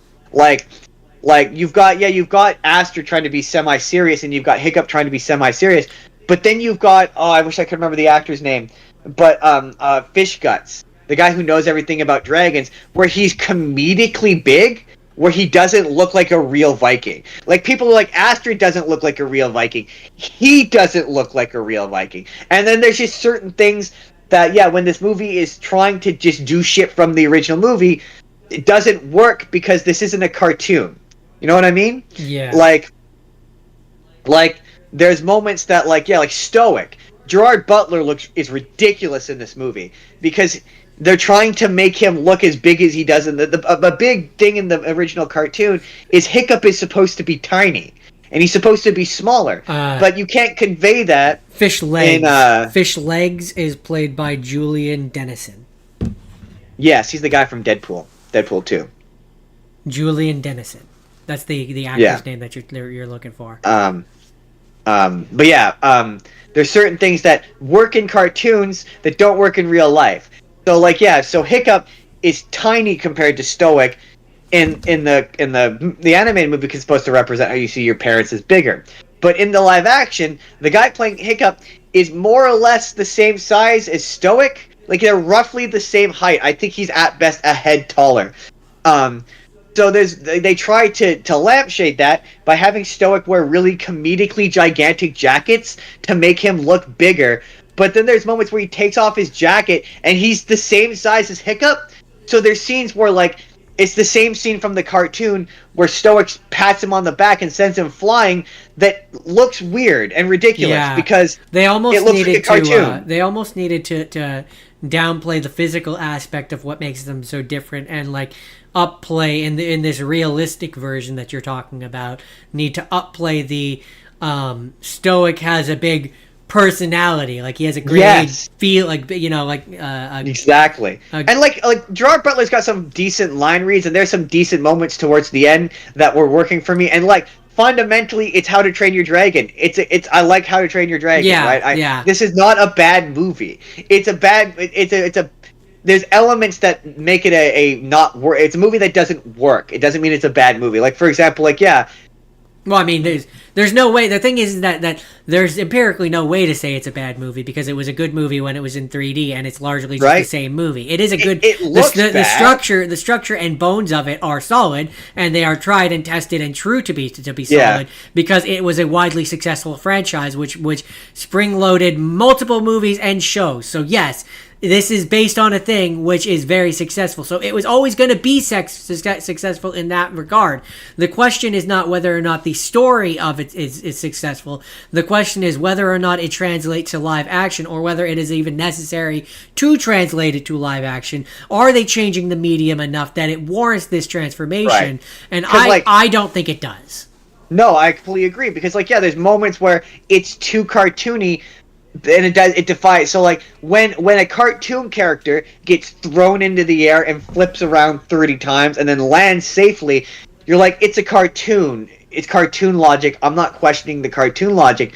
But when Astrid does it in real life, in live action, and her bones don't get smashed, and she doesn't get torn apart by the G-force, the centrifugal force doesn't make any. Yeah, when she's defying the laws of physics, it doesn't make any sense. So, like, yeah, her not looking like a Viking, it like the one guy, Fish Guts, is, or Fish whatever, he's so much worse. And like, yeah, there a lot of this stuff is, it's you. The way I know special effects look bad is when you pointed out, and you pointed out that so much of the special effects is hidden in bad smoke effects and darkness. Oh yeah, like, I mean, scenes that were bright and colorful in the original are now super dark because you need to. Anytime they were on a boat, it looked horrible. It looked like they were on a green screen soundstage because they were. Now that all being said, now that we've talked about the movie itself, I had a delightful time. I have never laughed so hard watching a movie. Because so for the audiences, the reasons that are about to be apparent, yeah, we watched it in it's called 4DX. 4DX, which is basically where you're in motion seats. They have like wind machines, which will blow on you. When smells are theoretically supposed to get smells released. are yeah. I didn't smell anything really, but no, I did feel water. I did feel like there was a point where they were flying through mist, and I could feel the mist. That was pretty sweet. And, that was pretty cool. when Toothless shot his explosive fire thing, there were lights that would light up. That was cool. Yeah, that was pretty cool. So it caught me off guard every time. So it definitely. Like you know how like when we went to my favorite was when you were like, I definitely feel immersed. It definitely enhanced the movie going experience. Whereas, like for example, you remember when we watched Willy Wonka and it had the two screens on the side? Yeah, that didn't do anything for me. But this, I'd watch something in this again. I don't know. I would like to try it again because I mean we're burying the lead. It is fucking aggressive. Oh man! Like I don't know how else to describe it other than like. I think I joked about it when I posted about it on Facebook, but if you've ever been like, I wonder what it would be like to watch a movie in a car crash. Like I felt abused by the like it. Well, that's where like legit like it went. They were like it lurched forward and I just about went flying out of my seat. I had to grab the handles to not go flying. And let's talk about the handles, which they have the little covering and everything. They're loose because all the electronics are in. Yeah, the electronics are inside, but they're loose, and so like there's times where I'm holding on for dear life, trying not to get thrown out, and also when they have these little foot stands at your feet, and you were like, I wonder why they have those. I understand why they have those. To prevent you from being tossed out of the fucking chair. I understand why they have them now. It makes sense to me, but it definitely like when there's the scenes where the dragons are fighting and stuff, I feel like I'm immersed. Like I feel I'm getting all the same movements and stuff. Now that being said, some of the flying shots where it wasn't aggressive on screen, it could have been dialed back a little. Well, no, but I mean, it did a great job of like when he's gliding and it's smooth and then when he's crashing it shakes like it would if you were crashing like that. Like it definitely because we also I can't speak to America because I know that the 4DX exists in America because I saw a video of someone posting about it. I don't know if D-Box is. This definitely feels like a more evolved version of the D-Box if you have D-Box. D-Box for reference is basically just the movement of the seats. It's just the movement, and it's not integrated nearly as well. Like there's large sections of movie where you're just to be fair, the D-Box seats are quite comfortable, so I didn't really care. But there's sections where nothing's happening, and then out of nowhere your thing shakes, and you remember you're in a D-Box. This is pretty consistent. Now, the one thing that the D-Box has that I would add to this. Especially if you're bringing kids. Like if you're bringing kids to watch it, like your kid would be out of that seat, man. I'm 180 pounds ish, and I nearly got tossed. We saw as we were walking out, I saw like an 8-year-old or like a 5-year-old kid. I can't imagine them watching this because it looks like it's uniform. It's all the same level. Like, and it doesn't say that it's like it's for adults. Like I can't imagine being a kid. I mean, to be fair, that would be a fucking blast, but I just cannot imagine being a kid. But no, it did it like the one of the moments that like there's a moment in the movie where obviously Hiccup is putting the saddle on Toothless and he gets tossed off like he's a bronco, and it simulated the feeling of getting tossed off of a thing, and that this is what getting tossed off of a thing feels like it. Or there's moments where they're slamming shit on counters and the chair it just shakes and you're like, oh yeah, no, that I felt that in my core. But it was I felt like I got beat up coming out. Well, that's where we all felt like we got beat up. I came out and my stomach. I'm not usually one for motion sickness or anything, but my stomach definitely felt sore. I was surprised because I'm usually the one. I kind of started to feel a little bit. But I think it's because I had my pop and the carbonation was kind of. But I was surprised I didn't feel motion sick. D-Box made me feel motion sick. This surprisingly didn't. I felt like a pop can which had been shook and like it was just like. But it's definitely. It's $26 Canadian. It's funny that you say car crash because afterwards I felt like I had been through a wreck. Yeah, in a car crash. That's what it feels like. Yeah, it reminded me a lot of Dad or the guy friend we watched it with, was like. He was concerned he was going to get whiplash. Oh. It is an intense. The problem for me is it's $26, but it is something I would like to try again in another movie. For me, it's not even it being $26 because what with the way which we usually watch movies, that price can be brought down. It's the Metrotown as well. It's it being an hour away that it's like that's. I definitely would. It would be something I would. It would have to be a movie like this, where I know it would lend itself well to this. Maybe an Avengers, maybe Avengers Doomsday. I might do it. But it's a hard price. It was an expensive endeavor. It was a hard price to justify. I felt kind of bad paying for it. Yeah. Also, okay. Unless do you have anything else you want? I do want to make a point because I made this point on TikTok, but I want to make it again here. Go for it. The stage is yours. So okay, my number one thing with this is I saw one person, I saw several videos, and Haley also echoed this sentiment of Disney needs to do this. No. If you walk out of this and you're like, this is what Disney needs to do, and you cannot be complaining about those Disney's live action remakes anymore. Then I'm sorry, you can't be, because if you're gonna pay for them to do something this creatively bankrupt. You're part of the problem. And I recognize we put our money towards this. We are part of the problem as well. But as a consumer, and you're not doing this for content like we are, you're part of the problem. If you want to know why they keep churning out those Disney remakes, this is why. Because you all went... But to be fair, the other thing that irritated me this week was all the reviews that said basically like, oh, it's good, but it's just the original, as if it was a new revelation when we were saying that months ago. And it's just the original movie. Do you like the original movie? That's it. That's the original movie. That's it. That's all I got. So also, E-Box is worth checking out at least once in your life. The 4DX is worth checking out. Sorry to touch on what you just said there real quick. I'm of two minds. My main mind is these live action versions shouldn't exist, period. I'm pretty well known for thinking and feeling that, so that's not that's not hate news. Them on a conceptual. I hate them on a. I think I saw a review that was. I hate that. It's fine that it's okay, but I hate them on a philosophical level. Yeah, exactly. Now that being said, if they have to exist, I don't know. I kind of just like them to be like this, where they're the thing I know. I will say there was never, but again, my opinion on this might be different if I had seen the original more recently. But there was never a moment in this where I was like, they're just doing the original lines, but badly. There wasn't a moment. I never had that sensation. That's the thing that makes me go like, I think I want more of bring the original director back and have them help influence whatever this thing is going to be, because you had the original director come back.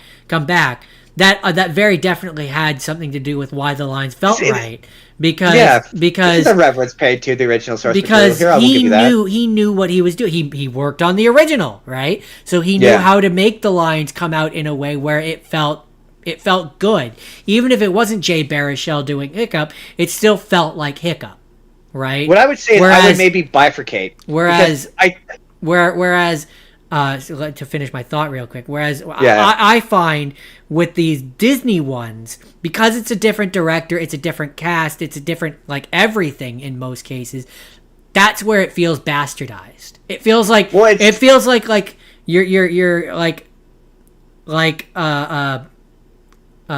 Justin Spurr is taking a Steven Spielberg written, directed, everything thing and trying to do the same thing, and it's just never going to be that same thing. Well, I disagree, because I think it's trying to do the same thing while also trying to do their own thing, making neither thing work. Because a lot of these guys are trying to do their own thing. They're trying to have original ideas. They're trying to take an original stab at the story while being handcuffed to trying to just... So it makes the other one not work. You notice when they're not doing the lines right because there's the stuff that's different. Sure. So I think if we bifurcated and we did... Look, I hate these on concept, but if they must exist, we can have it. Like everyone argues as though these things should either not exist, black and white, binary. These things should either not exist or they shouldn't. I'm saying split them. So yeah, do these. Give the people what they want, where they want thing I recognize, and you do it exactly the way it was before. And then also do the thing where you do an original take on Aladdin, and it's different this time. I mean, don't jam in lines from the original. That would be my ideal scenario as well, especially with Disney, because they have a whole, and this is a whole different tangent, but they have a whole book series which is based on what if we took the original thing but made it slightly different. Like they have a medium, they have a thing which already exists, which you could use as a baseline for it. So my concern, so to have both, where you have the slop that the normal everyman wants, where it's just the same but live action, and then to also have the creatively different version. I agree with that sentiment. I agree with you. But also what do you think the wrong lessons Hollywood are going to learn? This is going to make a shit ton of money, and Hollywood's going to learn the wrong lesson, and you're just going to see Beauty and the Beast, but it's exactly the same. And it's going to be even worse with that. Hollywood is going to see this. They always learn the wrong lesson. They're going to learn the wrong lesson of they just want the same thing but slightly different. Okay, we'll use our new AI technology, because this will be 5-6 years from now. We'll use our new AI technology and just pump out the same crap over and over. Yeah, again. I will say I am hitting a point where generative AI is starting to bother me. For me, the ones that bother me, weirdly, they off-put me in a way that make me uncomfortable. It's the one where it's the AI is like vlogging. So there's the ones where it's the news article ones where it's like, look at this new thing. I'm just kidding. I'm not real. Yeah, well, there's a bunch. I saw one where it's like, it's Jack and Rose vlogging from the Titanic. Yeah, one was the stormtroopers are vlogging while they're, and I'm like, oh, I hate this. It off-puts me. Or there's the ones where it's like, it's a new thing for ChatGPT, but there's the ones where it's like, what if they did a sitcom and it's too real and it makes me uncomfortable. Yeah, no, and it makes me uncomfortable. And it's only, I don't like this. It's only going to get worse as time goes on. That's the thing. Oh, for sure. But like I say, I think. Well, like I said to you earlier when you were making our description for today, I was like, it should be a handshake. Yeah. Stop fighting it. Like work together with it instead of fighting it. And I think it'll be less awful. Don't let it do all the work is my thing. Yeah, pretty much. Yeah, exactly. It should be you do some of the work and they do some of the work, right? But I think I think that's it. So unless you have anything else you want to say, I guess I got to come up with a thing for next week. And well, I mean, I know it's your birthday is coming up, so it is my birthday coming up. I guess we'll do a birthday bonanza.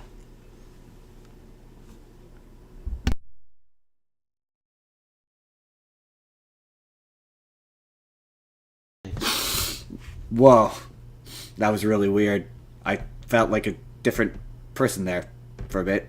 Anyway, next week's episode, we are going to do Pick a Director. I'm going to pick the works of Kevin Smith because Thursday is my birthday, and I want to do what I want to do, and I want to watch Clerks. So I'm going to pick Kevin Smith. Jordan doesn't know who he's picking yet, but you'll find that out next week. And also, this week, We hit Switch over to drum roll. Congratulations to us. We hit 200 subscribers. I'm very excited. Yay! We hit 200 subscribers, and I am a man of my F3. word. I will eat a serrano pepper once again live on air. I will torture myself for the audience, and I think at that once we hit 300, I think I'll probably eat 2 on camera next time. And we will look into finding Jordan the sour. Oh yeah, stuff. we're gonna try and pick up malic acid, and Jordan's just gonna straight eat malic acid. Well, no, He's I'm gonna gonna take put a it big on. spoonful.